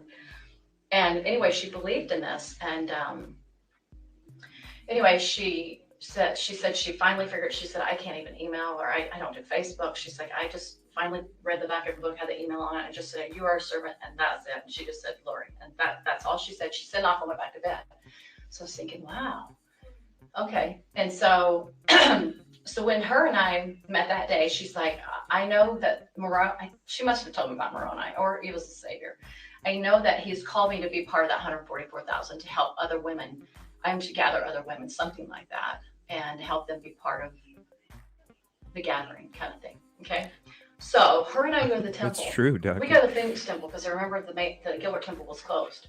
So we're going in there. This is, if you're LDS, you're going to be surprised by this. This is where the deception really began. So he is. I go into the temple and I'm going in the dressing room. We're getting our white clothes on. And she is in the dressing stall. I come out and I stand behind. They have an arch window in the Phoenix temple, right in the women's room. And I'm standing there, and all of a sudden I get this like heat all over my head. And I'm like, what's that? So I said, Lori. And she comes out and said, feel my head. And she goes, oh, it's happening. And I was like, yeah, it's really hot on top of, I didn't have a fever. Nowhere else on my body was hot. And it wasn't because the sun was coming through. It was really like this heat. And it lasted for, I don't know, like a minute or two. Mm-hmm. And she's like, wow, it's happening. I'm thinking, wow, that's pretty awesome. You know, I'm thinking that's good. And so anyway, we go into a couple of different rooms. I don't want to share too much because it's a temple. Right. But anyway, she thinks that she has the power to ordain me at that point. To be part of this. And so she says a little prayer. That's her thing, her little prayers. And did she say she got the keys to ordain you? Yeah, from the Lord himself and from Moroni, herself in the temple, in the initiatories, in a certain location in the initiatories. And the interesting thing, I told this to Rob, the same place that Sulema said she saw the Lord was the same place he said. And I was like, how did that happen where she said the same place? And he goes, well, Melanie, people can have some psychological word, I don't remember what you call it. So the psychological word that she had this experience in. And I was like, well, I never had anything like that. So because I don't have visionary experiences, that's not me. That's not my gift. So I just assumed that because they had them, they knew more than me. Well, if they can see that, I can have gifts like that. I'm very much a believer in that. So that was a bit on the odd side. That happened to me in the temple. And I've asked other people that work in the temple and different things. They said, well, they can bring Satan in with them. I'm like, oh, yeah, they can. Mm-hmm. But that was sad. So that's where my confidence came from with her, because I'm in the temple of my God. That happens to me. Sure. So sure. I had to, you can imagine after all this happened, read back and go think, it's like, all those things you thought were revelation, get rid of them. Don't even remember. Don't go back to try to figure out, Heavenly Father, what happened here? I thought I was on your team. Sure. And I cried to the Lord. I said, I cheated on you. Hold on. Is she saying not to even pay attention to the book of Revelation? Isn't that one of the most important books? It's only the book of the Bible that tells you what's going to happen in the end times. So, no, not very important at all. I mean, I would argue that every book is as important, but... Well, coming from me, in my opinion, it's one of the more important books, if not the most important freaking book. So, I'm surprised she's saying that. Right now, is that what they believe? Do what? Is that what they believe? The LDS? Do they not believe in the book? I mean, they brought the book of Revelation. They have to believe it because that's where she's saying she's got the 144,000 zombie shit that they're practicing and preaching. I think that was so they have to. It's not that important. Yeah, I know that. What I'm saying is she's talking about her friend. She's talking about Lori. Yeah. I'm not sure. I was actually trying to find something, but I couldn't track it down. Yeah, she's talking about Lori. She's talking about Lori's religion. She's talking about her religion because they went to the same church. That's how they met. Right. So, obviously, either they don't teach the book of Revelation, but Lori obviously does, because that's where they're getting their whole idea from when it comes to the 144,000. Why is she saying don't even worry about it? I don't get that part. Especially if they go to the same church. Yeah. And my understanding Well, is they that can see that. I can't. my understanding of the 144,000, I need to go back through and look into this more. But my understanding of it right now is actually it has to do with the 12 tribes of Jews, Yeah. basically. And Yeah. that's talking about the Jews going back to, I believe that's when they take over Israel again.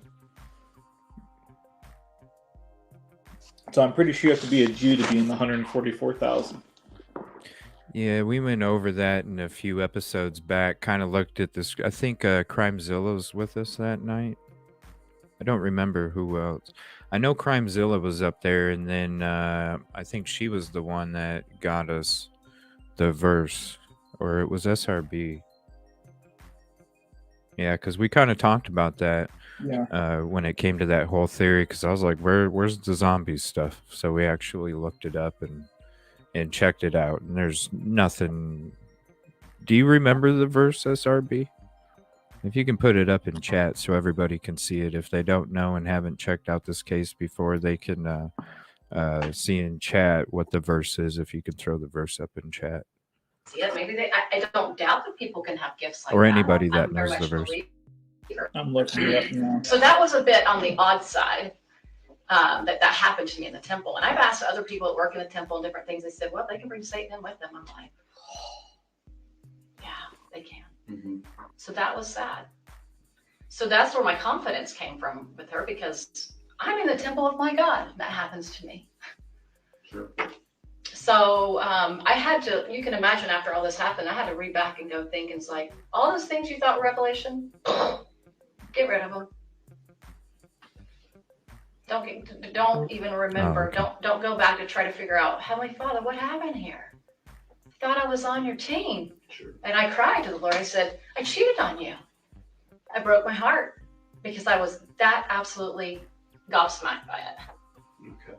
Yeah.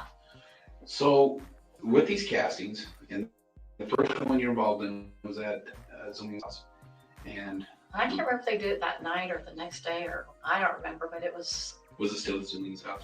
Yeah, I think so. Yeah, pretty sure. And that was that just for Charles? Oh, absolutely, because that's the only person they knew. Thank you, that SRB. issue at the time, according to their pretend revelation. I call it pretend because Pretend. Describe to me how They're they did it? pretend. They did it. Okay, there we so go. they were trying to figure out first how to do it, and so they were all coming up with different ideas, and I wasn't familiar with their vernacular. They would say things like, like Melanie would coin the phrase, probably like some kind of malachite or something after all. Like malachite's a gem. Mhm. So they thought that gem had powers. You know how like in the chakra world people get into stones and stuff like that? They kind of brought that into that. So they thought that had So the the power. stones, And the then, spiritual Malachite stone. rings or the Malachite stone. Well, she eventually got that, yeah, but that was yeah, like the Malachite stone. And then I remember Serena having a moment where she was like, we just need to ask, I don't know, that was a question. I remember it was like, we need to ask permission or something. Anyway, sorry, it's been too long. And it was weird that something happened that night that was strange. Sulema and was it Serena? They said almost like they got attacked by an evil spirit. Like all of a sudden, Sulema's sitting there talking, and all of a sudden she can't breathe. What? Like she's like, I'm having a hard time. I'm like, what is that about?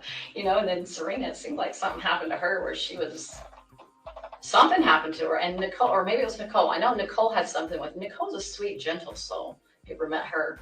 And she just all of a sudden got really depressed and really heavy and quiet. So anyway, they were obviously opening darkness because of, anyway.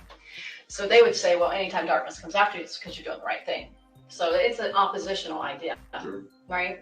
And so anyway, they would just basically, she would raise her arm to the square, Lori would, and then she would say through her priesthood power, which she believed she had the patriarchal power, which was higher than the Melchizedek power, okay? Sorry if this is confusing. I don't know. Yeah, I'm following you. He's following you. So, and be patient. Yeah, and it's so, okay. It is confusing. and so, It's crazy. and Chad would help groom her into these beliefs and ideas. He would help her believe more and more, like, you're the most powerful woman in the world. And so,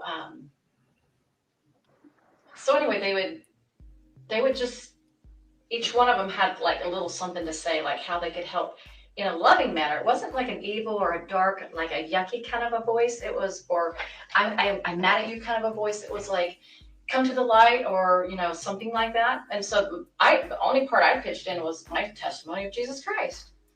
I didn't have anything else to offer than that, because I was like, well, Jesus did this, and look at what's his name, and look at Paul the apostle, and you know, and I was just trying to share my little part, because I was like, all these people, I don't know. And so anyway, that's just how she did it. And so she would, and I think she kind of did it more on her own as she got more closer to Chad, and everybody's kind of started leaving the group, you know, like Nicole and what's her name, Christina were out, Mhm. and then Serena was out early. Thank goodness on their part, they were out early.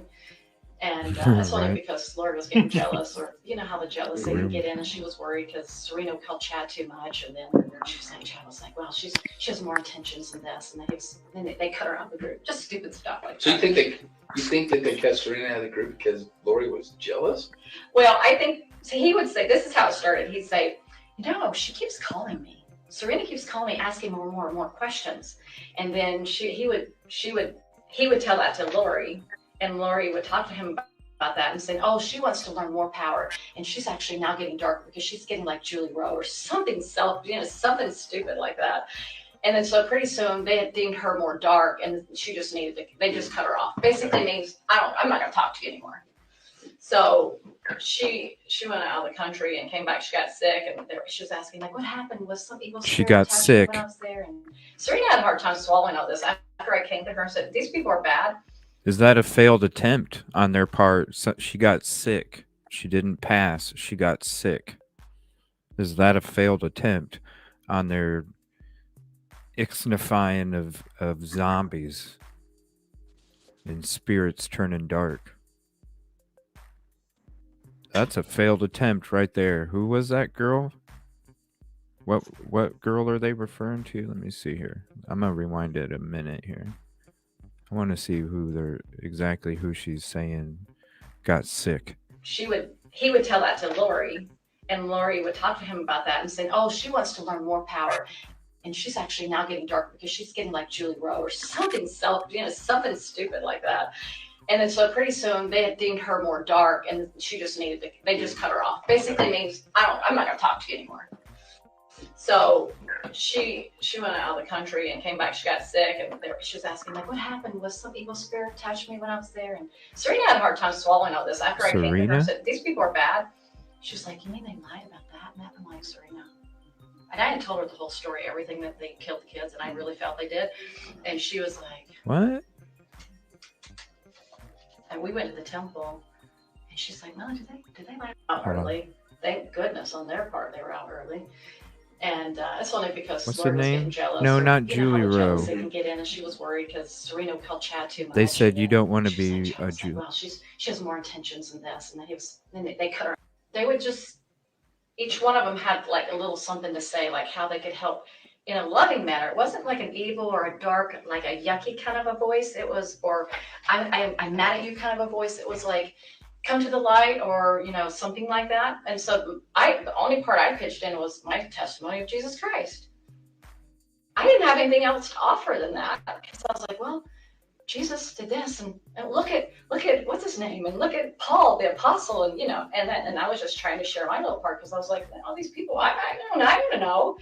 And so anyway, that's just how she did it. And so she would, and I think she kind of did it more on her own as she got more closer to Chad, and everybody's kind of started leaving the group, you know, like Nicole and what's her name, Christina were out.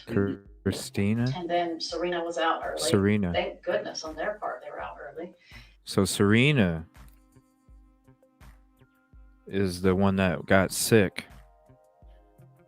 Was an evil spirit inside me?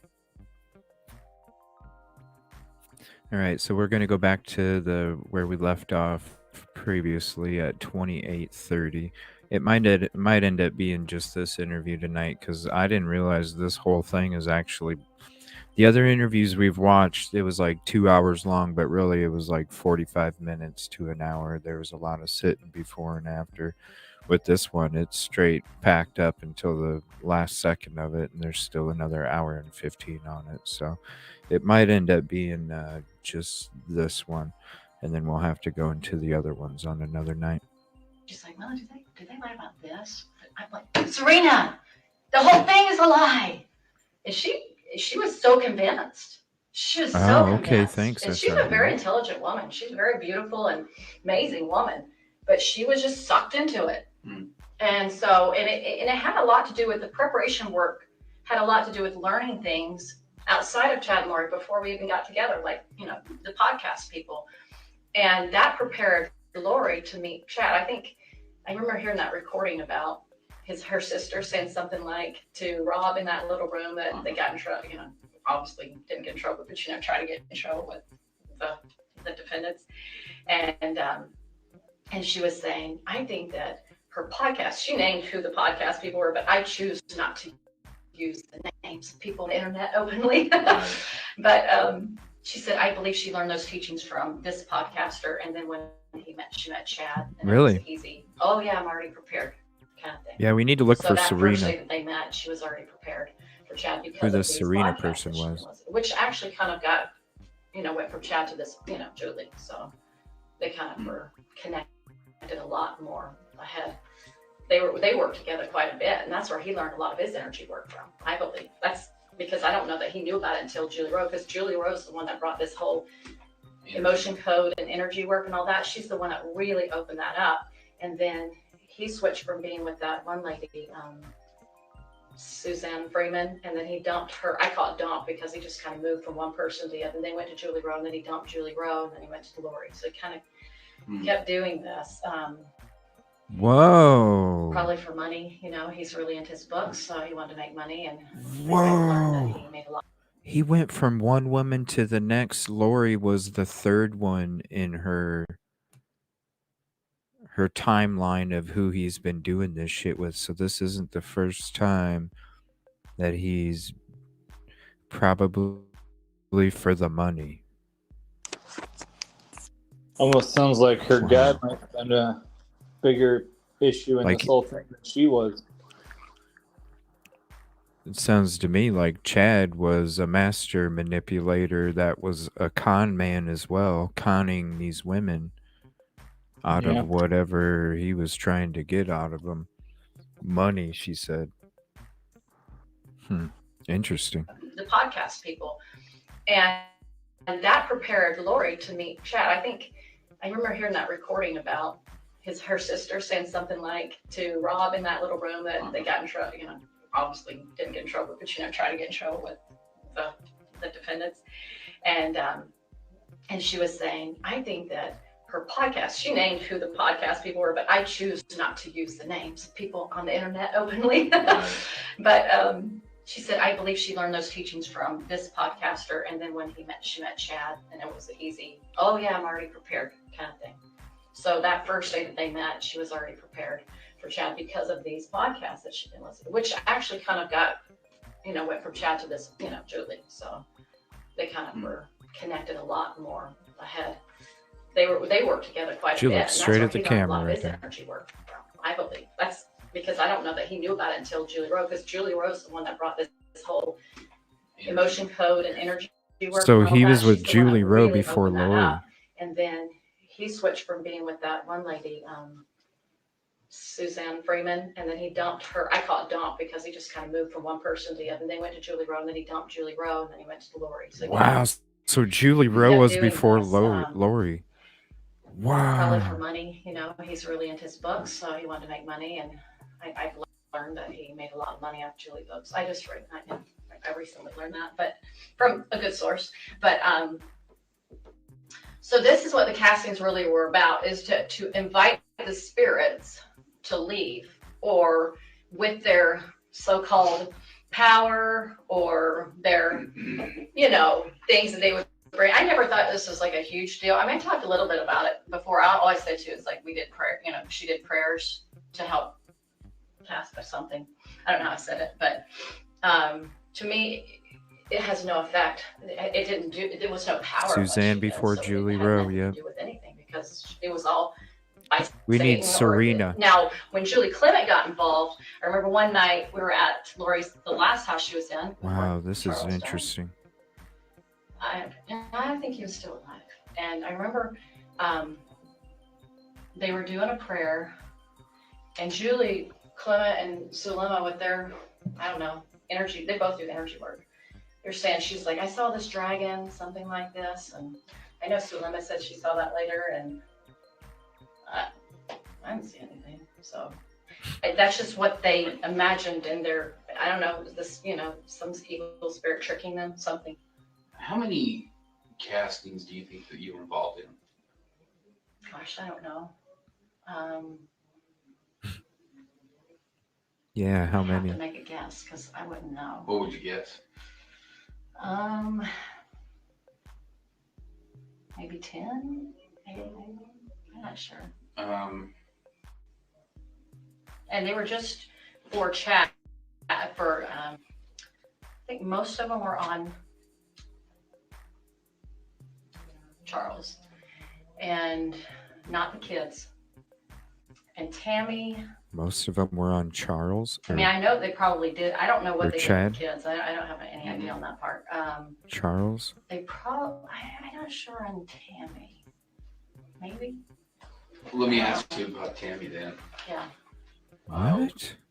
What did Charles and was Tammy. Chad there? Or was it just Lori? Well, they did. There was one. I can't remember who it was though. Sometimes these things I don't remember all of it because sometimes I was often detached from a lot of it because I was involved in my own personal life. So I necessarily not was, you know. And I know I'm asking a lot for try to reach back and grab. Yeah. So we were in a circle. We were holding hands, and Charles had passed away, so it had to have been somebody else because Charles was dead. And Sulema, she started talking about that. She was into, you know, moving the earth and the earthquakes and all that. You probably know that. She thought she had the power to do that. And I remember Chad and Lori said something, and I don't know if anybody else said anything. And she kept hanging out. So Chad was there in the circle. Oh yeah. Lori was there. Yep. And I think Melanie and Alex, Sulema, me and David. Alex. David doesn't remember any of it. You can ask him. He's blocked it, dude. He was so under blocked. He can't remember it. And this was after Charles died. This was right after he died when we had that little meeting. Remember how I said we got together one time in Charles's house? What? It'd be like July. probably. They all had a meeting? But he died like July 11th. 11th, 7th. I always try to remember something. They all had a meeting? So, yeah. You recall how soon after that was? Weeks. Within weeks. Do you think it's still in July? David had to have been in town. That's the only way I can track it. But this casting was. They had a meeting. For what reason? To continue to help the spirits that are in the bodies to talk them out of leaving their bodies. Okay. What bodies? I think it could have been Tammy. It might have been Brandon, maybe. That's the only two I could think of. That would be the only two I could think of because if they said anything about that, I have no memory of that. So no memory. And definitely, well, because not JJ, definitely, because JJ wasn't deemed a zombie until, you know, September, right? So they would definitely not have done it about JJ. So probably Tammy and Brandon, because they said Brandon was definitely in this high level dark. She knew they deemed him a zombie. I appreciate you saying it was probably. Yeah. So she knew they deemed JJ a zombie when? In September? In the bodies to talk them out of leaving their bodies. Okay. What bodies? I think it could have been Tammy. It might have been Brandon, maybe. That's the only two I could think of. That would be the only two I could think of because if they said anything about that, I have no memory of that. So no memory. And definitely, well, because not JJ, definitely, because JJ wasn't deemed a zombie until, September, right? What? So they would definitely not have done it about JJ. So probably Tammy and Brandon, because they said Brandon was definitely at this high level, dark. I don't want you, I appreciate you saying it was probably either one of these two or maybe both, but I need you to remember who was who was trying to be casted. If it was both, fine, but if it was just one. I know it's. Think about it. I can't even remember what Chad Lori said. Okay. I remember she always used her priesthood power, and then she was like, "Go ahead, take it over, Zulema." I remember that. Her priesthood power, and then she could transfer it to somebody else. Because Zulema remembers. Yes. Like an apostle. Some things. Some things. Okay. Her priesthood powers My memory can be transferred. September? You dated in September. Was there a casting done at Lori's house? Not that I can recall. I tried to remember, did we have any? Not that I recall. Or did you have how about a prayer? Where you guys got together and just had a prayer or anything like that? Well, normal prayers like on a flute or something, right. Possibly like that. I don't recall. I could say maybe, but I don't remember. So as far as castings, none of them took place in Idaho that you were present at? Not that I can recall. Okay. I'm doing my best to remember, I know. But it's horrifying to think about it, but I don't know. Okay. So the ones you may have been involved in were the ones here in Arizona, and that would have been at Lori's house. Yeah. Zulema's house. Mm-hmm. Where else? I remember when she was in Charles's house, and the one in Houston, or was it Houston or no, the other city? I always forget what city it was. Remember she lived in Florida and Texas. Remember that? I remember she was. I can't remember if I was. It seemed like she was doing the phone with Chad. I remember her talking about Charles because he was in the house. She was really. She was really into Charles's. She kept saying, "Oh, he's getting broken down. He's getting broken down. He's getting weaker. He's getting weaker. We're doing things to help, get him weaker, get his, spirit out of his body, kind of a thing."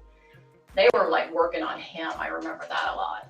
So let me ask you this: were there any castings that you weren't present? You were just on the phone with them. So there was in the beginning. There was a phone call. That's right. Good. Thank you for reminding me. Serena, Zulema. At one point, Melanie joined in, Melanie, and Nicole, Melanie Boudreau. Oh, wait. Sorry, I remember one. Let me just stick to that one right now. I'm sorry. That's all right. All over the place. This is not enjoyable for me. It's all right. This sucks. Anyway. We'll get through it. Yeah. So yes, there was this phone thing because she was doing it through Zoom. It was a Zoom thing. And so they were everybody had their own little parts. Like I just said, mine, I just talked about Jesus, right? Mm-hmm. But one was over fire elements or something, wind, fire, earth. I don't know, just they came up with some funky words. And not that they were horrible words, they were just not usual, putting them together in a sentence kind of thing. I don't know how to describe it. Mm-hmm. It's very unusual. So yeah, they did that a few times on the phone. Give us an example. And then she just Dolores just kind of got tired of dealing with them. She's like, "Oh, this person talks too much." She'd get irritated with people. I think she was always jealous. Anyway, so yeah, that was on the phone. And I don't know how many times, but I'd say a handful, maybe they tried it maybe 2 or 3 times. Maybe, I don't know. And then, one time, okay, so the house she moved in the first time, Alex's house, right after she left Charles the first time. Mm-hmm. She went to Alex's house for a while. She had Serena on the phone, and Melanie was new to it, and she really didn't know what was going on. So it was the first time Melanie was exposed to it. And I remember we were holding hands, and I remember she said, "My hands got really hot and they got really cold." I was like, okay. Not my experience, right? And then Serena kind of related to that. They were talking on the phone. And that was the night she came up with this idea, this map thing of zombies in the world. Arizona, Utah, Idaho, da, da, da, da, da. And then she's like, okay, Chad says, and she'd be on the phone. How many, Chad? How many zombies Good night, in this SRB. state? She called him by name. Thank you for hanging out. I knew she was talking to him. How'd you know he's talking to him? Well, I just did. I just did. I mean, I just did. I don't know. I knew it. She called him by name? I'm sure she did, but I just know she was talking to him. Who else was she going to get this information from? I don't know. No, she was into him. She was way into Chad. She was infatuated with him big time. There was nobody else she could ever talk to about it. Nobody else could have given her that information. Nobody. I guarantee it was nobody else. I just know it was him only. Because who else is she going to call? She doesn't know anybody that talks like Chad.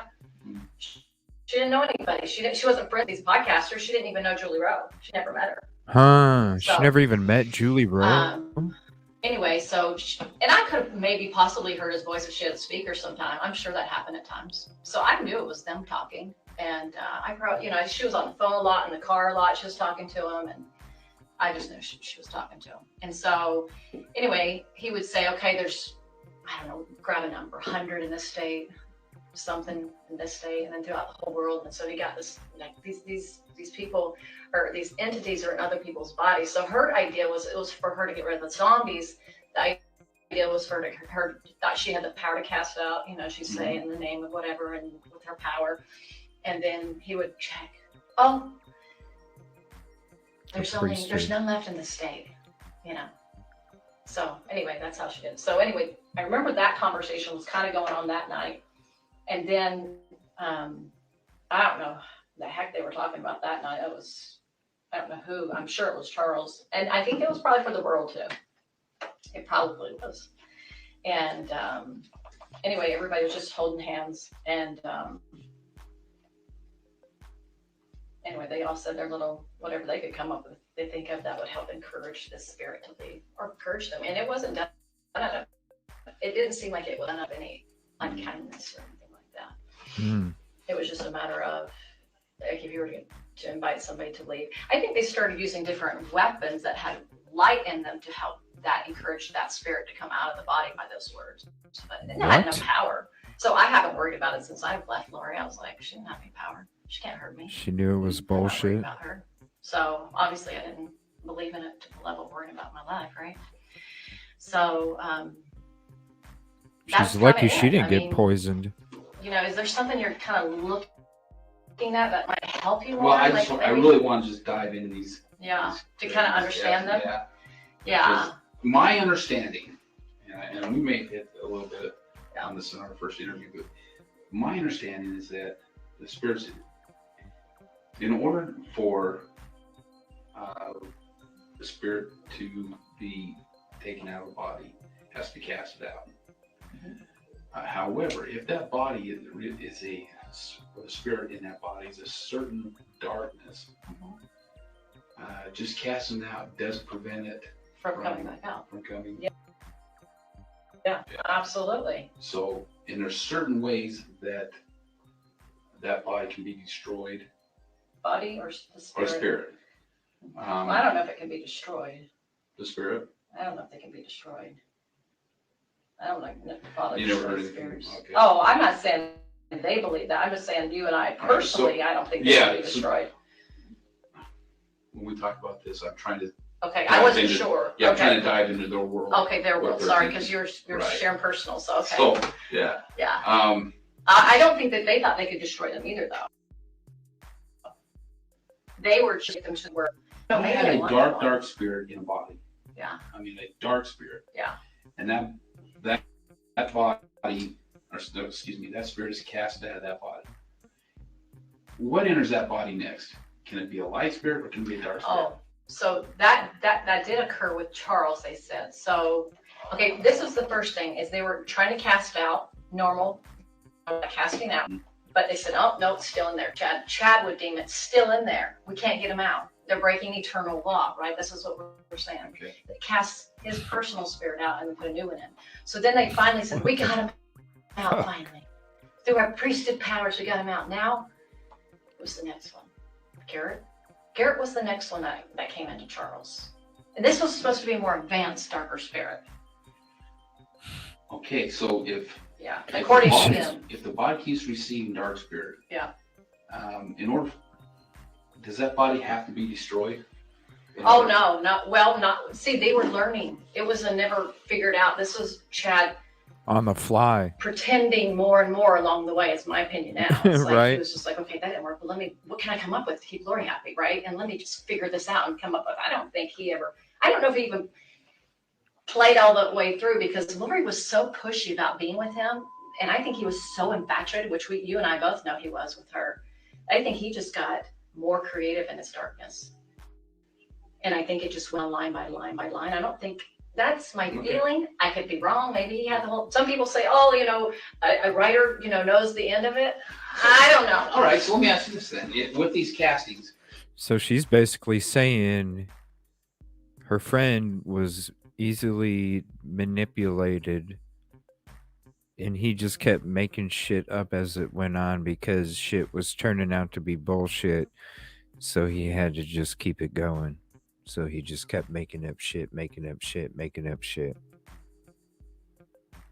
His trial is going to be interesting.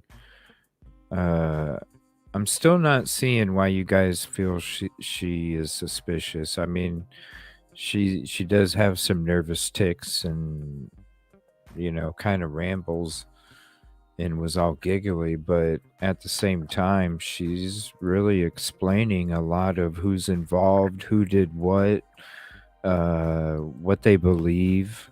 I feel like she was just nervous tics that everybody was seeing.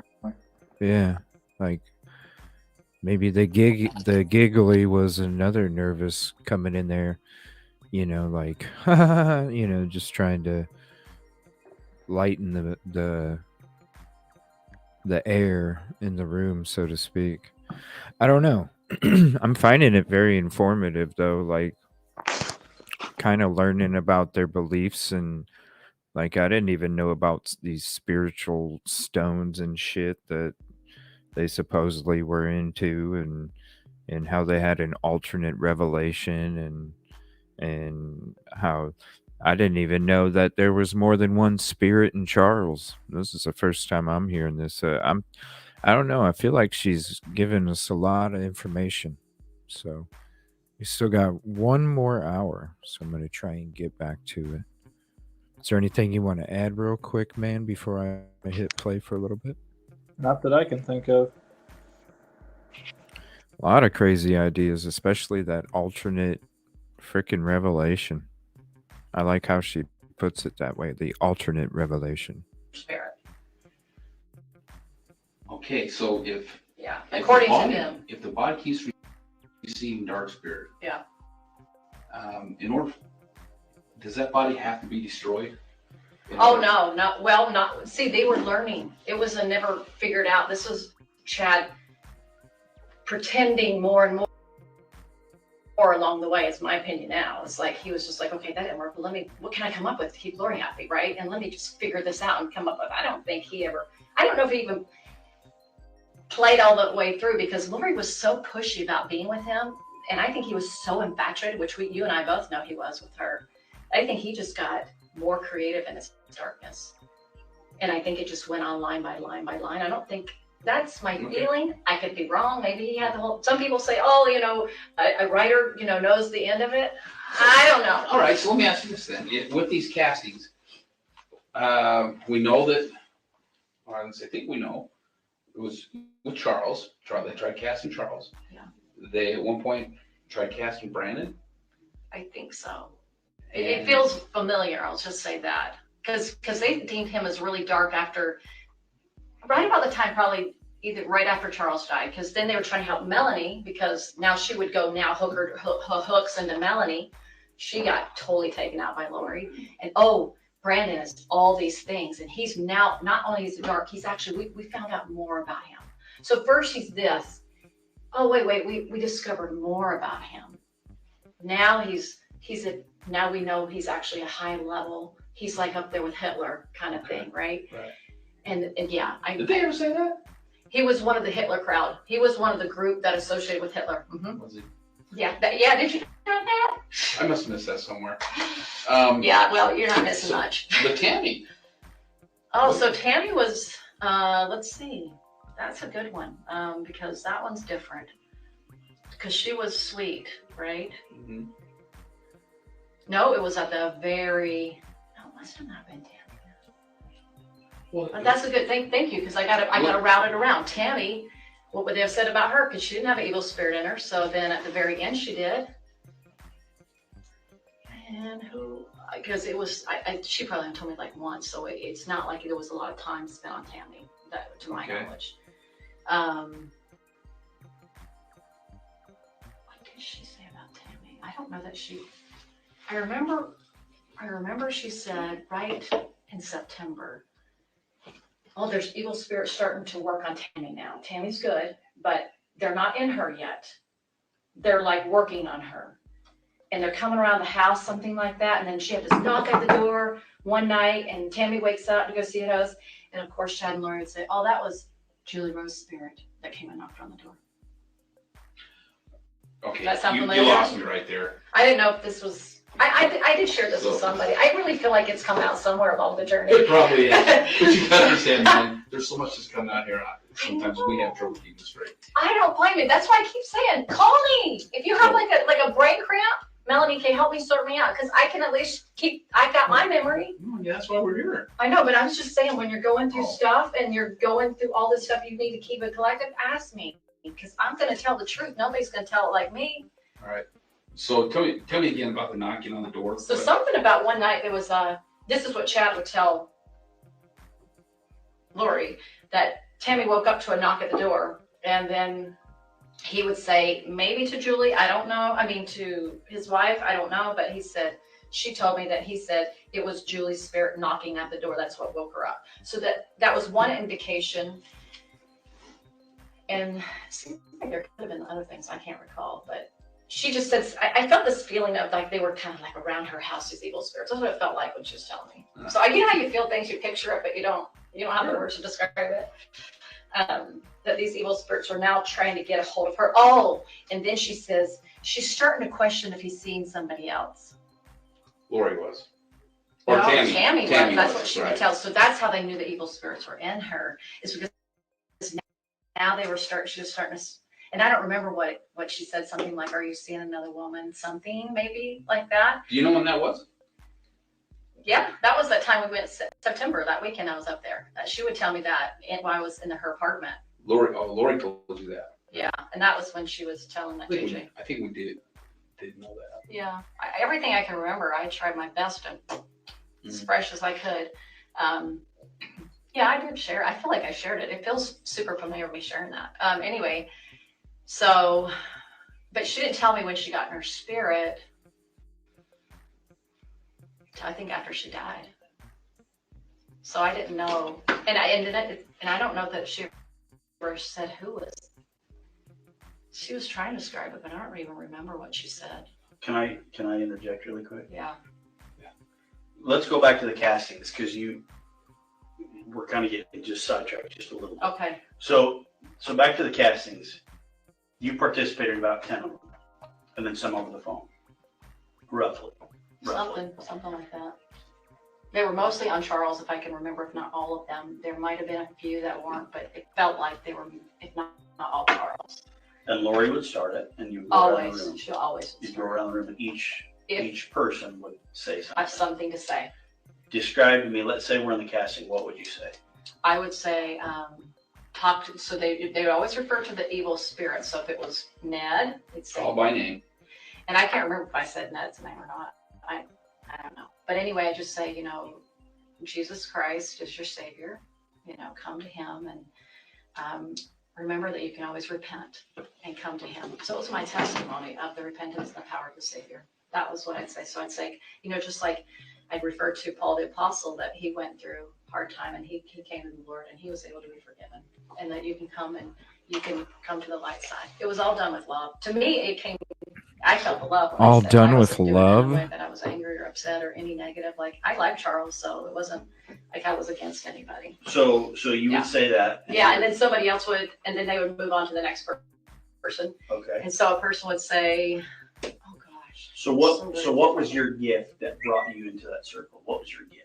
Because each person in the circle had a gift. Nobody right? really had a gift until they stepped. It seems like they had a gift all of a sudden when they stepped into the circle. Does that make sense? Like there was no gift outside of it except for Sulema. Sulema seemed to be the one that had the gift of moving the earth because she seemed that visionary stuff she could see. So she was the only one that I knew of that had that kind of gift. Do you remember Lori giving anybody assignments? Okay. Zulema. Yeah, a little bit as she started to learn it more. That sounds like another But that probably episode, backed off after a Zulema. while because she stopped. Like I said, she got rid of some people in the group.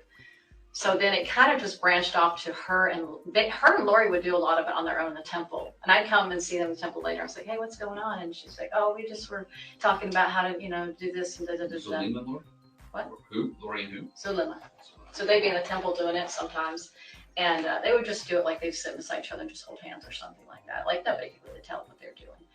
And they would talk about, I see them talking and then they would just close their eyes and then think that they could do something like leave their bodies, and I've heard people do weird stuff like that. Like it happens to people. I don't know. I've never had those experiences, but anyway. So somebody would do something about water and I can't remember the words. They were so different. Sorry, I'm trying. Crystals or whatever, and I'm trying to remember Nicole and Christina. Like what Well, was that's okay. said? That's okay. I So, don't really remember. so you guys go around the circle. Each person says their part, right? Yeah. And then it comes back to Lori. Most likely. And how does Lori close it? Like, how do you guys get done with the casting? She would invite the spirit to come out of the body, and I think a few times, if I remember now, it's so long since I've thought about this. So they would try to. Her name just keeps coming seal up. it up or something like that. Seal it. Like sealing a Like blessing. a sealing, yeah. Like try to seal it where they could that light energy that was going to them that would cause that evil spirit go, okay, I'm gonna leave now. So they were trying to invite it to leave now, and she just talked to. Yeah, I think at the end she would just try to seal that up and try to think she had the power to talk it out of leaving the body. And that's something you believed in at the time. I kind of believed in it. I didn't 100%. It's hard to 100% believe in anything that's not true. So at the time, I thought, well, I don't know if this is effective or not, but it seems that's the direction she's going because she doesn't know what to do about this evil spirit in the body. I don't know if it's working or not because she's saying one time it's here and then I said, Chad, all the body left. So when the first entity first left, Ned, it got really weird after that. Actually, she called Chad. She's like, "Did we get the body? We had a prayer. Did we get the spirit out?" Because he would be the one that deemed it, and he'd say, "Yes, it left." And then, well, where is it? And then, what is his body dead? Because they thought maybe his body would drop dead, which never happened. So she thought that Charles was dead. Okay. Yeah, thank you. It takes a while to remember all this stuff because there's so many details. And I'm just visualizing as much as I can. So I remember then she said that something like Brandon was involved. It was so dumb. And Brandon was helping get rid of the bodies, something. But anyway, we find out. Then he said, so he kept changing things, the story all the time. And then he would say, oh no, that's not really what, because, she obviously found out Charles was alive.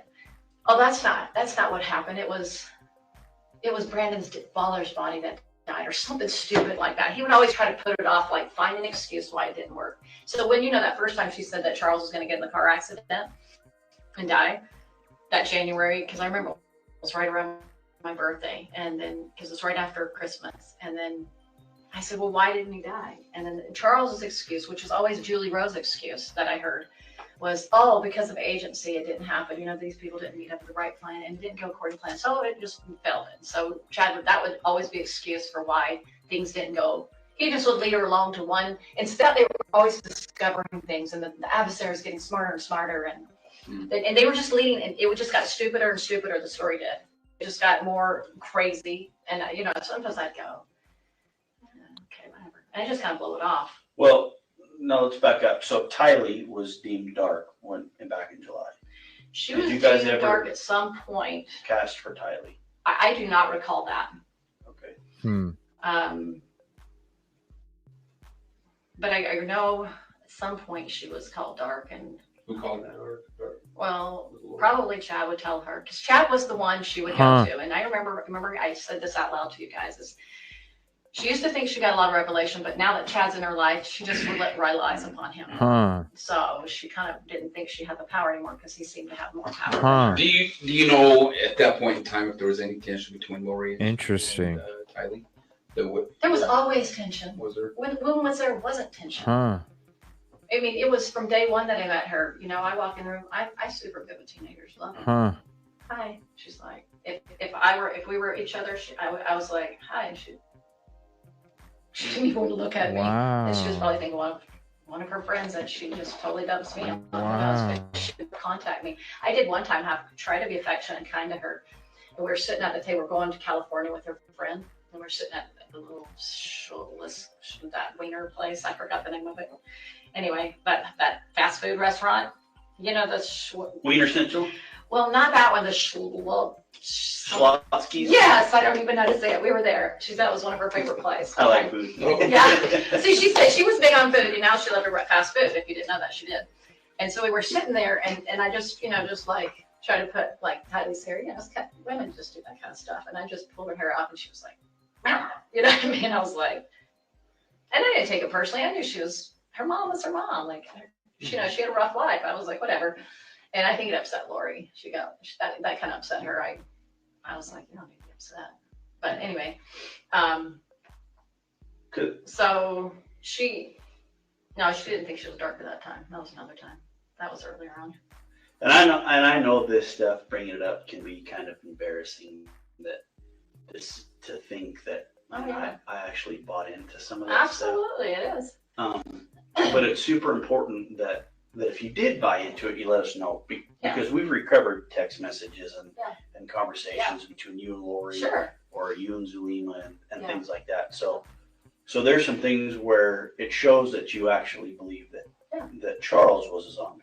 Well, like I said, to a certain level, I believe it, just like Zulema. But remember me asking her the last time I saw them, I said to him directly, it's like, and this was just to show you where my beliefs were, and Zulema's. I said, I'm not 100%. Now, here we're not influenced by Chad and Lori because they're not in the room. This is us three now, alone, without their influence, and Alex. So here we're in Zulema's home, and I remember he's sitting right by the door, and she's in the kitchen, and I'm right here. And I go, 100% of the zombie thing, I'm still not 100%. Okay, so that's what I said. So he goes, 100%, and then she goes, I'm still getting my answers on that. She goes, I'm still not 100%. So that's what our conversation. Now, to me, if she said that, that means she didn't know that they died or they were whatever, they're missing or whatever. I don't think she was privy to that because of her comment there. She didn't seem like she knew what was going on to me. But this was after they had moved to Rexburg. This was like a few weeks before he died. So this was Charles. No, Alex. This is right before Alex died. Yeah, so this is after they moved to Rexburg, they came back. Yeah, this is after they went to Rexburg, and they already were married. They just got married, Zulema and Alex. So when I say, I went along with the text because I was trying to believe in it, you know, and I was trying to, but there was always that little part of me that was like, you know, you're going to have that. You're going to have that doubt until you ever had doubts about something, but you go along with it for a while because you kind of, and then you're like, So I'm not denying that because I told you I was gullible. So that, I mean, it's just that I didn't 100% believe it. It was so convincing when she come around and she would just like make you try to believe it more. You be all up in your face. You ever try to believe in something and you keep talking about it to keep convincing yourself of it? You know, multi-levels. Listening to Chad, though. You know, you're just trying to talk yourself into it. And so, but the 100% was never there, even though it made it sound like it. Even Lori doubted it. Because she made a few comments, and I remember her being, seemed like she could have been in the last house she lived in when Charles died in. You know, if he's a Satan, he's a good one.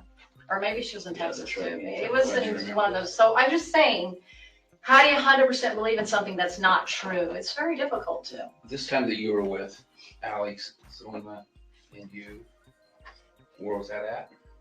That was at Zulema's house. And did you have a conversation at that time? I need to with do Lori an and Chad? episode on her. They weren't in the room. When was the last time I talked to them? Well, remember I was already coming down. I thought you said that you talked, or you just got to talk to them or something. No, I said we weren't talking to them, so we weren't in their conversation. Like, we were just talking, the three of us. Oh, okay. So I want to make that clear that they weren't under our influence.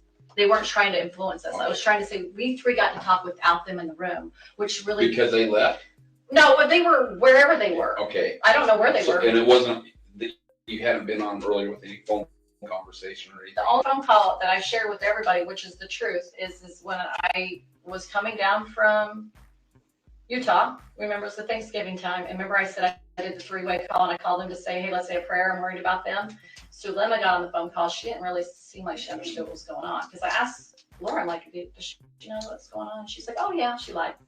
Anyway, so when I was listening to someone, I was like, I don't think she understands what's going on. I got that feeling. She's like, what is this about? I just wanted to make sure that. So that was the last conversation I had with her. Okay. Was that conversation on the phone when I prayed, when I had a prayer. I was worried about, they said the kids were With being Lori. kidnapped. Yeah. Well, actually, I was in the car with David, so he heard it because we had it on the speaker thing. Right. And so anyway, so that was that conversation. And then it got busy for me. I was doing Thanksgiving. And then I went over to their house. And anyway, it was the last time I saw him. And he said, I 100% believe in it, Melanie. Alex. And so this is the thing, is I think because he 100% believed in it, he had to, because at this point he had probably killed the kids, is my guess. He probably did it. I don't know. I'm guessing. Maybe you guys are guessing too. But he 100% believed it. And she didn't 100% believe it. And So Alex believed it more than Lori? Realized, oh, holy cow. What? I called her. I tried to talk to her. She was not there yet. What do you mean by that? She just. I said to her, I said, so Lemma, and I don't remember the full conversation because I was on fire in my mind, like, holy cow, right? I am freaking out. But what I do remember is I said, there's something seriously wrong here. I said, the gut of my stomach says something seriously wrong here. And she goes, that's just dark. I said, no, there's a difference between gut and dark. This is gut. And I said, do you have a testimony of Chad and Lori? Do you have a testimony of that? What is your witness? And she goes, well, I have one of Chad. When he gave me a blessing, shortly after meeting him, I had more visions after that. And she goes, I'll get my witness about Lori. Huh. And I said, well, I don't believe I don't know what I described, but I just described it and I didn't believe who they were. Huh. And I said, I'm going to be going to the police. Oh, I wow. remember it seemed like I talked to her maybe twice, and probably the last. So I said, I'm going to the police. And I said, is Alex on? Can Alex hear me? And she goes, it's on speaker. I said, take it off speaker. Now here's the murders down the street. Remember, they lived close to me. Remember, Sulema lived around the corner from me. And I'm thinking, I just got myself in a situation. So But I did. Zulema took part in this unaliving. And I just said, hey, I'm so anyway, the police I know circled her house, circled my house, making sure I was safe and making sure he probably didn't get in trouble, whatever. And so she texted me, didn't call me, text me next day, I got my witness. Which means to me, Lori's in. Lori's good. That's what it meant to me. Did she tell you how she got her witness? Nope, that's the one-liner. And I said, I'm not talking to her anymore. Cut her off. I just knew that I couldn't talk to her anymore. You remember what day that was? Do you still have that? It's on my phone. Yep. Thank goodness for some of the texts that got saved, right? And then she told me she never wanted to have anything to do with me again. At that same time? No. It would be after he died, after Alex died. So she was still under the influence of Lori at that time in her life. So, okay.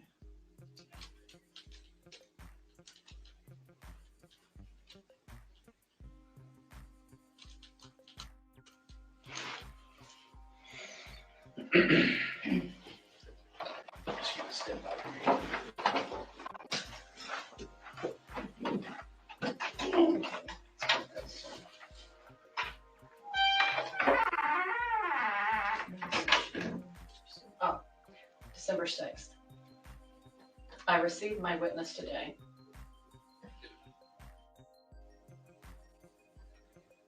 On December 6th? Yep.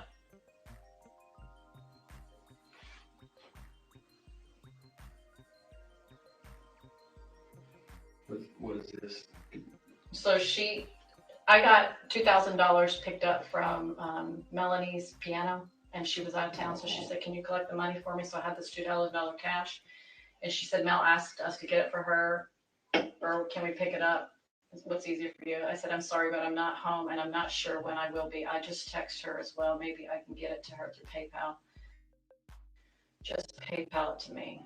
I can't right now because I don't have enough money in my account. If you'll anyway, she goes, "Oh, let me know, thanks." Are you up for a convo? The bishop told me what happened. I was so surprised, so sad. This was after he died. So I guess it was 2 days later, right? "I'm so sorry. Words cannot express how I feel. I am extremely only surprised at your hypocrisy because of what you did. I didn't have to not only deal with my precious husband dying in my arms, but then when police were ransacking my house and traumatizing my entire family. You are not my friend. You are not to speak to me or anyone in my family ever again. I want you to pay the $2,000 you owe as soon as possible. Put it under the mat and I'll forget that I exist." So you can understand why I haven't talked to her. So I just told her. is she just mad because you made the phone call to us? Is that why she's mad? She thinks that God's pointed towards Alex's direction? I guess. She knew I was going to the police. That he was December 16th. Yeah. So then I put the money under the mat and that was it. I didn't want to do PayPal because I hate using technology for that. So I made sure she wasn't around. And you haven't talked to her since? Have not talked to her, nor have I seen her. Wait, I've seen her? Yeah, I think I saw her a few times through the passing the temple. She would talk to me. So, and then the temple got closed shortly after. So anyway, I haven't seen her since. Yeah, so sad. One of my friends, Kelly, she saw her at the temple after it happened, and she was like, "Oh, Kelly, my husband died. Can you see him? He's here with me." And she's like, "I don't see anything. I don't see spirits." So she's going on about how he was her husband. I mean, she was deceived so much. So sad. It was very sad. Mm-hmm. She did not know how evil he was. I mean, all that I've learned about him didn't sound like he had a good past, you know? That's interesting. Yeah, so I believe her energy work is the one that got her deceived. Because she could communicate through the veil. I had no gift, so you know what I mean? It got her sucked into it. As far as her not letting that go and believing in it and stuff. I'm curious of your opinion. Do you really think she can see through the veil? I don't know if people make stuff up or not, honestly, Ron. I don't know. I don't know if people imagine things. I really don't know. I do believe people can see things. I believe it's possible. But my feeling about them is I think they can conjure up ideas and thoughts. Like I would sit with Lori in the temple and we just hold hands because we just loved each other. And she said, "Oh, Heavenly Father and Mother came to me right here, Melanie. And they were talking to me." And I was like, I didn't think she was lying in the temple. I never thought she was making this stuff up. I was like, but on the eternal thing, I think that God wanted me to be a witness for all this. So, and that's a whole different discussion, but somebody needed to be a witness to all this craziness that would tell the truth. Wow, and she's talking. So, there was a part of me that's very innocent because I don't think you're lying to me. I wouldn't make a very good police officer because I would think everybody was telling the truth that came in to see you.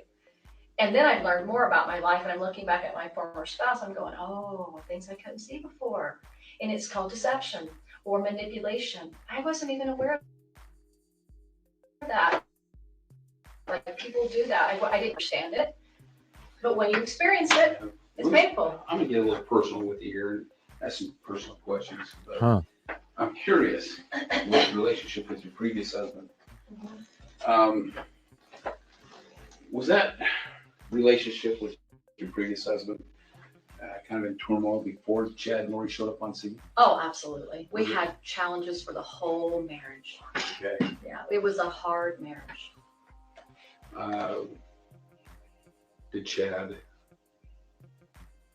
Did they encourage me? Yeah. Actually, they discouraged me. Did they really? Well, they were saying, oh, I see you. This is what he would say at first. I see you and your family going to a mountain in camps, and I see your husband and your family with you. But he gets upset and he leaves the camp, and then he shortly dies after that. So then that was one thing he said. And then at one point they said, he's not dark, but he has just dark spirits around him. Because I remember out of the blue, he's like, oh, I checked your husband, and he has attachments to him, so I just took the attachments off him. I didn't ask him to do that, nor did I even think that he had them. Do you know what I mean? So that was right in the beginning. So and, she wanted to believe maybe, but so then I was said, pushed anyway, away. I had a hard day one day So with then Brendan, she didn't and believe. I told him months, like right know. about the time I met Lori. I remember Sounds weird. standing with my husband, and I said to him, if you don't stop talking to me this way, I can't do it anymore. You're going to have to make some changes. I mentally, I can't talk. I can't handle the way you talk to me anymore. I can't do it. I remember he has this scratching thing. He just started scratching his arm with his eczema. And I was, and then we had a discussion once, and I said, you see how you're talking to me? I said, that's the meaning. Do you understand? And he goes, that is? And I go, This yeah, is her it best is. friend. I'm just Something trying to don't figure make out, sense. you know, he always had his reasons. And then, anyway, so I went out for a walk one day, and I just said, do I have to stay in this marriage, Heavenly Father? I can't do this anymore. It hurts my mind at this point. And I felt this peace come over me. And I was like, huh, are you kidding me? So anyway, I tell Brendan, I fasted the whole day. I was like, I feel peace and I feel happy. I am so done. I was in so much pain. But that's the reason why I came to know the Lord, is because of how hard that relationship was. And I spent a lot of time repenting on just any kind of unkindness that I showed. I mean, I spent a lifetime doing that. So anyway, I said to her, hey, I just want to let you know that I'm divorcing Brendan or something like that. And she's like, Huh. I can't remember what she said, but I remember one time going to the temple, I said, this is just not going well. And she goes, no, I think you should go back to him. And I was like, yeah, I'm kind of sensing that too. Everything's just hard, you know, like he's getting upset and the kids are So she was actually, believe it or not, she encouraged me to go back with him. And then I got to a point where I was like, I got to do what I need to do. And actually, this is interesting. I told Brendan the whole story after I talked to all of you guys before it hit the media. I wanted him to know face to face. I said, I want to tell you what happened, because he's the father of my children. He needs to know these things. And I told him about Chad and Lori and the whole thing, and he was just like, oh my gosh, you know, he was shocked. He goes, well, probably a good thing you divorced me, because they probably would have tried to come after me like they came after Brandon. And I said, who knows? And I thought, wow, that was a statement. She said, who knows? I'm going to ask you a question, and I do so with a little bit of reserve because I don't want to sound too. It's going to be a weird question. Okay. But it is what it is. You know, you can. Do you ever feel like that with Chad, there was ever a point in time that Chad was wanting to bring you into a relationship? I never felt that from him.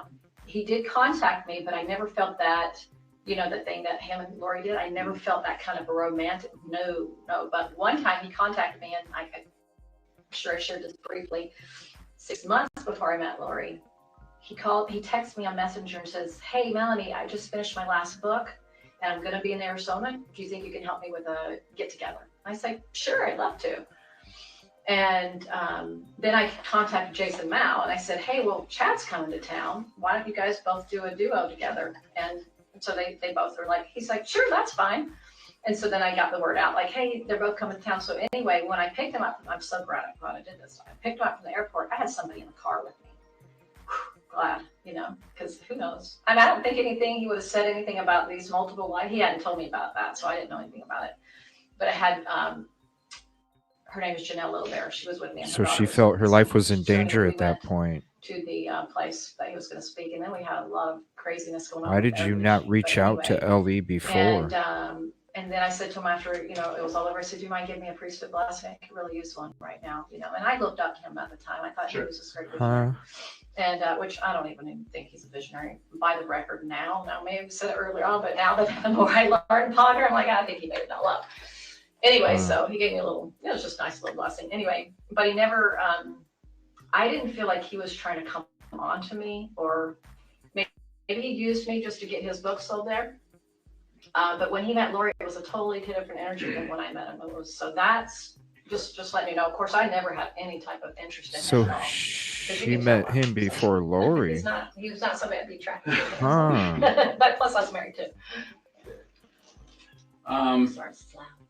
Let's talk a little bit about the night that you were at the apartment in Rexburg. The night that we believe that JJ came up missing. Yeah. If I recall right, you guys were doing a cast, and Alex had already taken a podcast. Yeah, I knew what you meant. Okay, good. And Alex had taken JJ gone to his place, and we know that then he brought JJ back. Yeah. And because I don't have any paperwork right in front of me, he went upstairs with JJ. Is that correct? Is that what I remember? Did you remember, like, you mean like when we were doing the podcast and then he came in the door with him sleeping? Yeah. Yeah, I kind of did that way. So he goes upstairs. And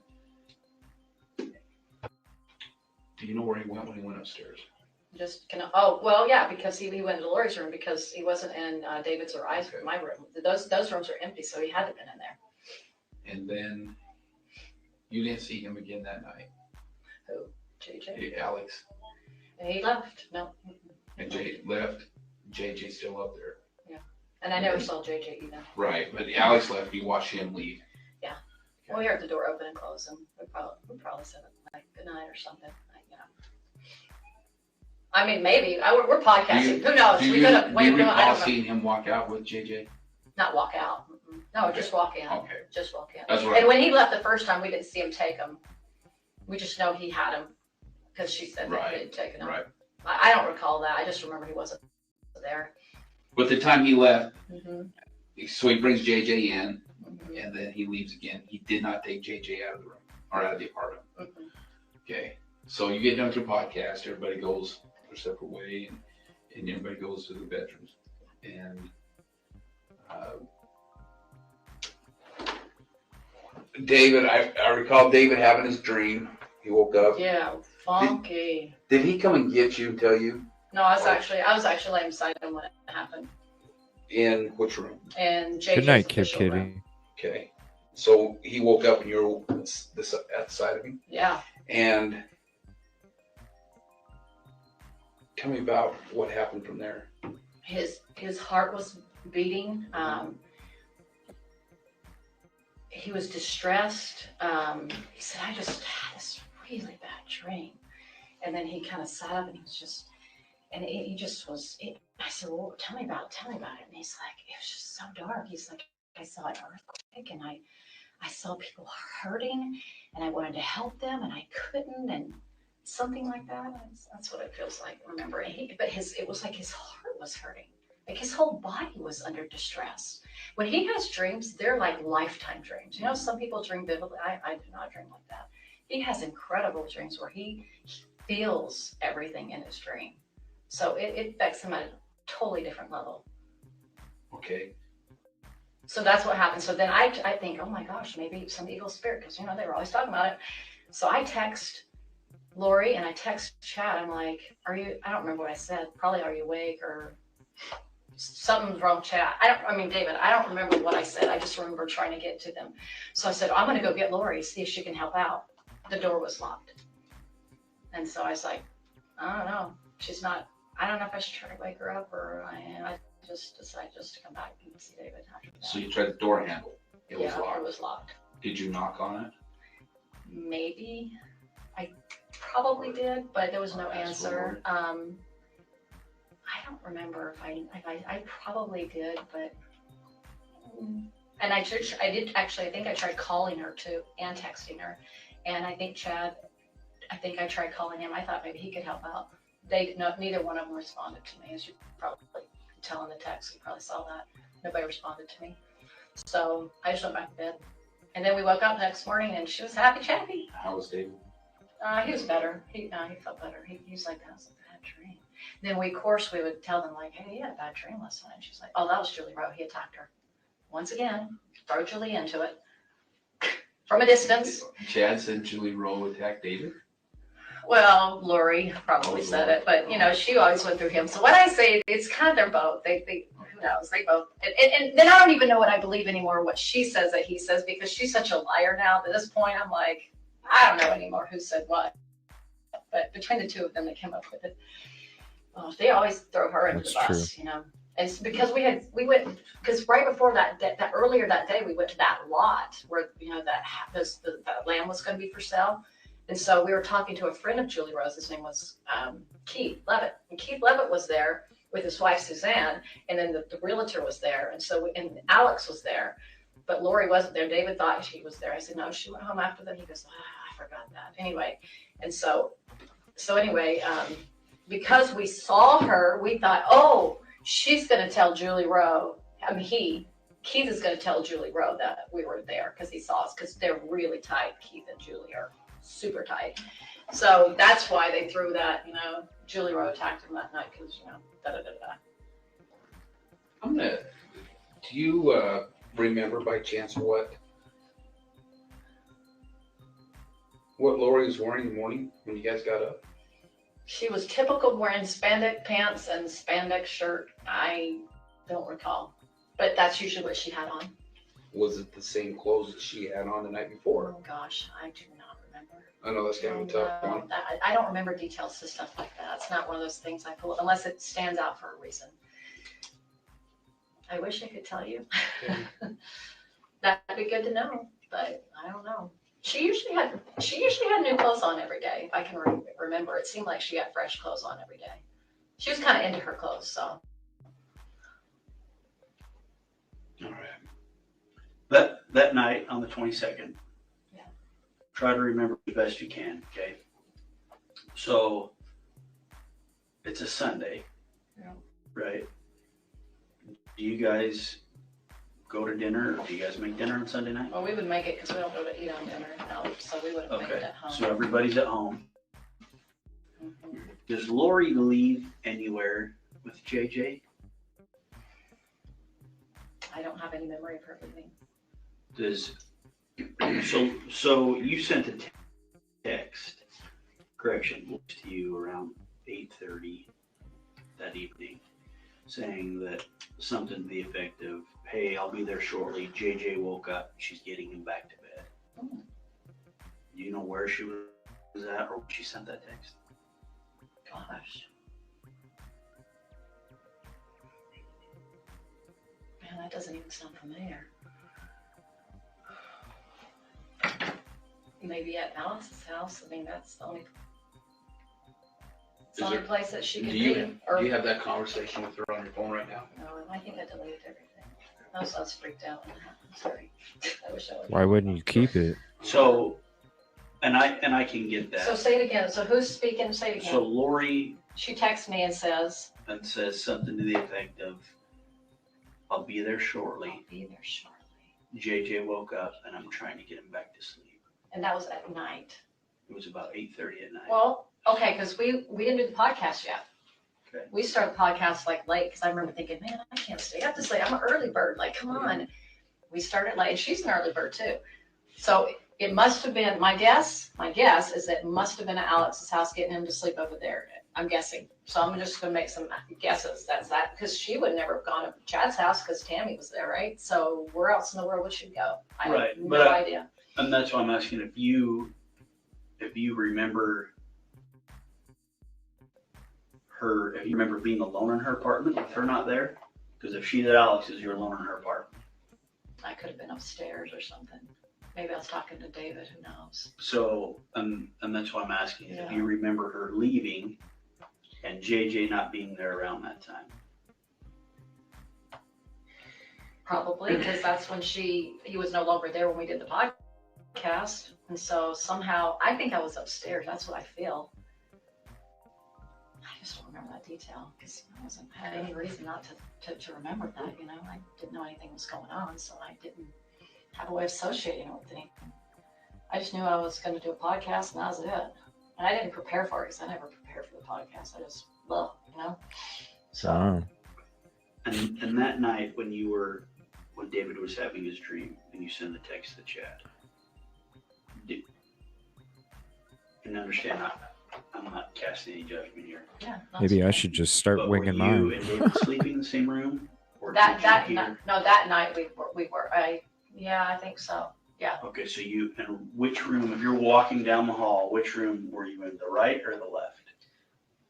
It depends on which way you're walking down the hall. So if you're walking away from Lori's door, Away from Laura's door, towards the room. towards the room. So David's, well, he was assigned that room. And then the first night, David wasn't there for a few nights. So I was in Tylee's room. So that was the room that I stayed in. And then he stayed, so yeah, left room, and it had the mattress on the floor. Okay, so that night, you guys were in the left bedroom. Yes. And the nights prior to that, you were in the right bedroom. Yeah, I was a couple, I don't know how many nights. I know at least I was like 1 or 2 nights in Tylee's room. I know that. I just gotta remember when he came there. Was it Friday or Saturday night he got there? Anyway. It'd been the first night that he got there. Which night was that? Do you remember? I don't, but you guys shared the same room the first night he showed up at the apartment. Probably. Because he was, I was there like a day or 2 before he was. Right. Because didn't I get on a Wednesday? I think a Wednesday and Thursday. So I would have been in the room Wednesday and Thursday in Tylee's room. Okay. And then I think he was there 2 nights. I think. So I think I was there for a total of 4 days. And then we left on the Monday. Saturday, Sunday. No, it was 5 days. Anyway, sorry, they blur. So anyway, I don't remember other than like something, I don't know what I said on the text. Probably something like something's wrong with David. He had a dream, something. I don't know what I said, but something to the fact that something's wrong with him. I just thought, man, maybe somebody, evil spirit. That's all I could think of. That's all I could think of. Because I was like, why is he traumatized in this dream? That's pretty intense. Anyway, it was bad. What's up, Chris? And so after you went and knocked on Lori's door, I don't know if I know I did this. tried the handle. My guess is I probably knocked, but I just decided to come back. I was like, well, she's probably sleeping, so I'll just leave her alone. And then you I guys, hate waking people up. It's not my favorite. So what was your intent in going in there? To see if she could come and help with a blessing. Like if she had some, it's like, hey, David Storm, can you, do a blessing? Help with that, because that's what she was into. So that was my intent. Because I thought maybe she would know what was going on, because she seemed to have all these, experiences with the other side of the veil and Jesus all the time. Like I thought, well, man, maybe they can help out. Okay. Yeah. Right. So again, we're asking these questions because, it may be something that the defense wants to hit on. Sure. I mean, you never know what Right. they're going to want to talk to. Well, and I could see that angle. Just like, well, why were you contacting them in the middle of the night? Well, he has this weird experience. I don't know what else to say.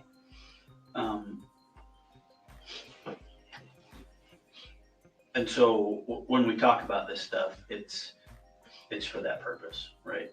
Yeah.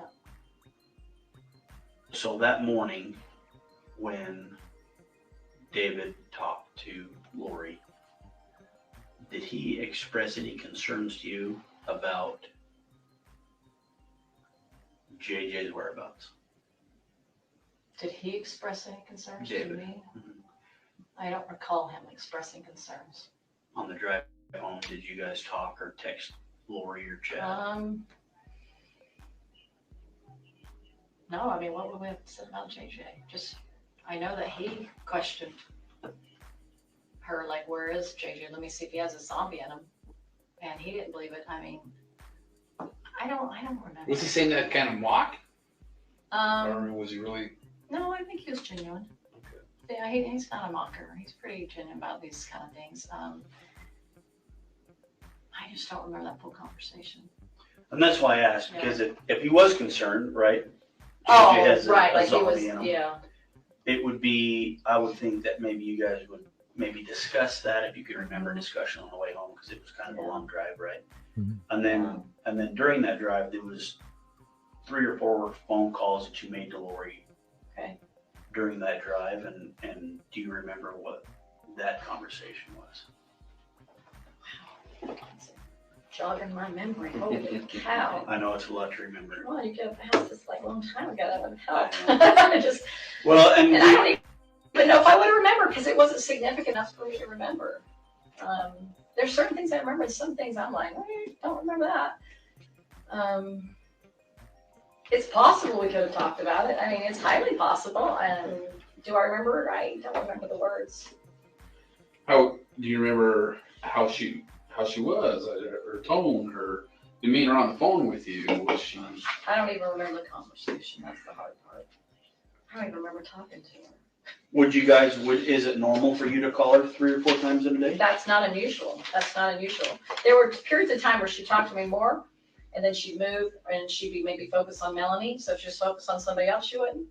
But I was with David, so, I didn't have as much when I was with David. So it went through, gaps here and there where I did and didn't. In the beginning, yeah. And then when she moved and stuff, it started getting a lot less. I don't remember the conversation. I'm sorry. I'm sure she probably talked about those things. That's all that seemed to be on her mind all the time.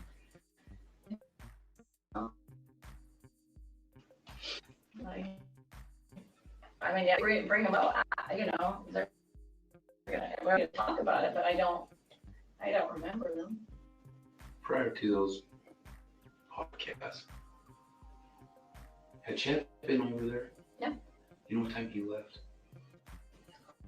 We probably talked about it. So I think we figured out, if all my remembering, it seemed like he was there on a Sunday, right? And then he was there even before Chad. Yes, he was there when I got there that day or the next day. Because I remember they were doing their little music thing they had going on, so he was there then. And then we walked around the track. He was there Thursday, I don't remember. And he was there. I'm thinking it was Sunday. I mean, I know. Okay, yes, it was because Dave and him saw each other, of course. Okay. Yeah, so he definitely was there on a Sunday, or we interacted with him on a Sunday. Was he at the house on Sunday? Anyway, he was at one point. I remember he was in the kitchen at one point, and I remember David was there. So I just remember they were both in the house at the same time. Do I remember exactly when it was? No. But he always seemed to like to go home because of his wife, so he didn't want to. I had that feeling, something like that. So he probably didn't stay too late. And he was not there when we did the podcast. He was gone already. I bet you got a lot more information because of the text, so you guys know a little bit more about their whereabouts. They were always texting each other. But who knows? You know more than me. So, I know you're trying to help. So the night of the 22nd. To pin them on it. I know. I wish I could just remember more. So the 22nd would have been a Sunday. 22nd Sunday. Yeah. Okay, and that's the night of the podcast. And that's the night that David got there? No, he got there, I think the day before. Or was it on a Saturday? Okay, It so was either Friday night or Saturday night. do you recall Chad being at the house on the 22nd? That Sunday. I know it's tough. I'm going to say there's a high chance he was. Right at this moment, I have to put pieces together to figure it out. The days blend to me. When you're there 5 days and you're trying to figure out which day, that's hard for me. The morning of the 23rd, when Lori's up and about in the kitchen, when you guys get ready to go, does she say anything about Chad? I don't know. I didn't see him there. I don't remember seeing him there. I don't remember. Did she talk to him that morning or anything? Okay. I don't know. David remembers this part the best because he had a conversation with her, and he remembered it because we were leaving, and you talked about it. Now I remember that whole conversation to whatever I was listening. I know he was over here, and I felt like I was in the living room for some reason, but I couldn't remember. I was like, was that day? I was kind of like, was that Saturday or was it Sunday, or what day did she say that? And so he did remember that it was that day, which I'm grateful that he remembered it was that day. Sure. But yeah, I remember her telling me about and I remember she was doing my hair. I think it was that morning. Yeah, it was Sunday. So it really helps if I can start remembering things associated with it. With Sunday? Yeah, she did my hair. She cut my hair in the bathroom downstairs. And she even colored it. She couldn't do upstairs, but it was enough room, so went downstairs. So we were in her bedroom. She we cut your hair downstairs.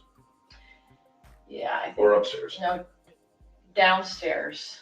And then it seemed like we started off in her bedroom doing my hair. And then she's like, let's just go downstairs. It's easier down there.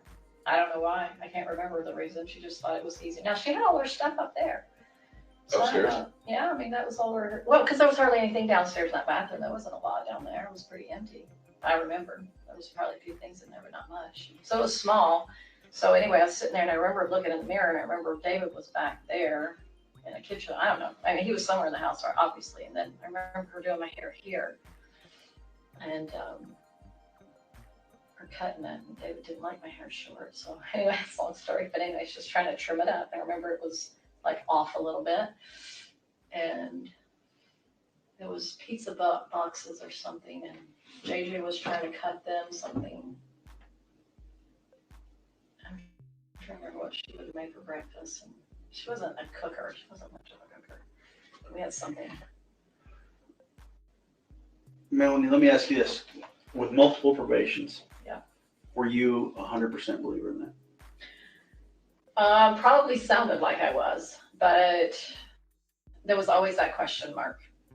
Everything's a question mark for sure, but did I sound like I believed in it? Yeah, I tried to. I tried believing it at times. She'd tell me stuff like, oh. And then sometimes I was like, I don't like this because I'm not, you know, Well, I haven't lived very many lives. What was your spiritual name that she would use for you? Phoebe. Phoebe. I don't remember she had another name for me. Man, it's the memories. And then how were you related to her? How were you related to Lori? So she was Joseph Smith, but I forgot his name now. But one of his descendants, right? One of his great grandfathers. His great Joseph Smith. Anyway, her name was Mary Smith, and he was whoever the other Smith man was. I forgot his name now. I used to know. And I was the oldest of all her kids, and I was Phoebe. And then the last one was Christina. She would have Christina, I think, at the last or the second to last, something like that. She had like 10. With the same father? Yeah, so she only had one husband in that one, according to her. Now, I don't believe that now, just for the record. Right. I do not believe any of this stuff. So Lori was your mom? That's right. Okay. Yeah. Because there's times you call her mom and some messages. Yeah. Did I 100% believe in it? Say like, I varied in the 90s at times, you know, but I tried to like, is this really, I mean, it would obviously be like, is this really true? This is so far out here, you know? I definitely questioned all of it. I mean, well, but it sounded like I did because I referred to it as if I did. And that's the thing we want to address is, you know, it's probably going to be something the defense hits on, right? Sure. I mean, based on all this stuff, reading the text messages and the conversations, it looks like you were probably closest to Lori more than anybody in that group, even probably more than Zulema. Yeah. And so, you know, be prepared. That's probably something that they're going to hit on. And her testimony's got to be messages where you call her mom and long. talk about different things. Ned Charles being shorter because he's possessed. Yeah. Different things like absolutely. that it does make it look like. And I can believe that you believed it, right? I mean, they're manipulative. And there's things that they said and people bought into. Yeah. We just want to get ahead of all that stuff. You want to prepare me. Right. And that's my testimony is always going to be like it's going to sound like it. You know, if he said it's going to sound like it, according to text, I believed it. And yes, I did believe it to a certain level. But can you ever believe in something 100% that's not true? Well, I don't think any of us can. But that's my thing is, you believe it enough to sound like you believe in it. Well, I know. Does that make sense? No, it makes sense because a lot of people who believe in whatever faith they believe in will sometimes question that faith. I get that. Yeah. Like, if I say, do I believe in my church? Is it 100%? Yeah. I believe 100%. But I believe in Lord, not 100%. But have there been times with your church you're like, sure make it hard sometimes? Oh, no, I always know it's I always, See, I think I that's- always I know think- this is. I think there's a lot of people out there that are like that. They'll just go, No, to always believe in everything. Sometimes I might be like, oh, I'm not sure about how I feel about vaccines and profit doing it. Yeah, I have a little bit of that feeling. So, but I know that. That is my 100%. But I was never 100% with them. Even though I maybe acted like it, maybe I sounded like it. Well, understand they're going to look at it like this, and I'm just going to play devil's advocate. All right. Go ahead. If real you quick. did- Are you go done? ahead. Are you done? Yeah. Yeah. Yeah. Okay, so let's be done here. We need to talk to you about some other things. Okay. But I want, if we're gonna be done. Oh, you mean this room? Yeah. Real quick, Phoebe. It was Phoebe, and what else? Did you say Christina? That wasn't me, but Christina was one of her daughters. Did I make that clear? I'm sorry. Christina. I was Phoebe, and Christina, the other Nicole and Christina. Oh, the other friends, gal. Yeah, she yeah. was one of her daughters. You remember what her name was? If you asked me, I might remember, but if I can come off the top of my head, no.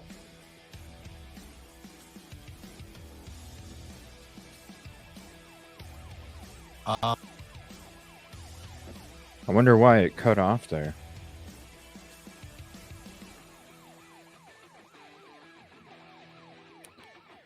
Man, she was spilling the beans, it sounded like.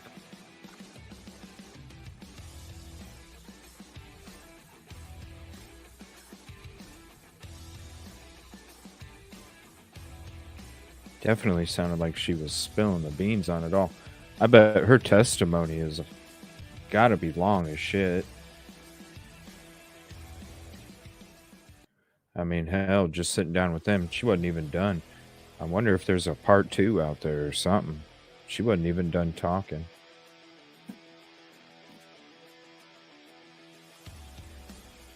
All right, everybody. Sorry, I was trying to keep it at 3. But, we'll give this Lori Vallow Daybell case a little break. Get into Stephen Smith on Thursday.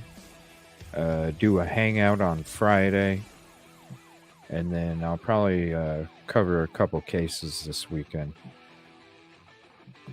But definitely more. I mean, we got Alex's ex-wife, his widow to still get into. We got the Woodcocks, another interview with Colby. Definitely, probably Zulema's probably going to be a show on her own. So we'll just kind of get through all these different interviews and stuff and do updates during those. And then we'll get back to some of these other cases too. All right, everybody. Thanks for hanging out. I appreciate you. Thanks for hanging out this morning too. Just keeping me company as I watch the trial and kind of chill back and rest up. Thanks, Kevin Kraft, for hopping up, man. Hope you have a peaceful evening. And if you go live, throw out a notification. I'll see if I can find you if you're going live, man. Hope you all have a good night, peaceful and positive evening. I'll be back on Thursday, and I'll let you guys know with a notification if I'm going to be doing any game testing tomorrow night. But I probably won't. Good night, everybody.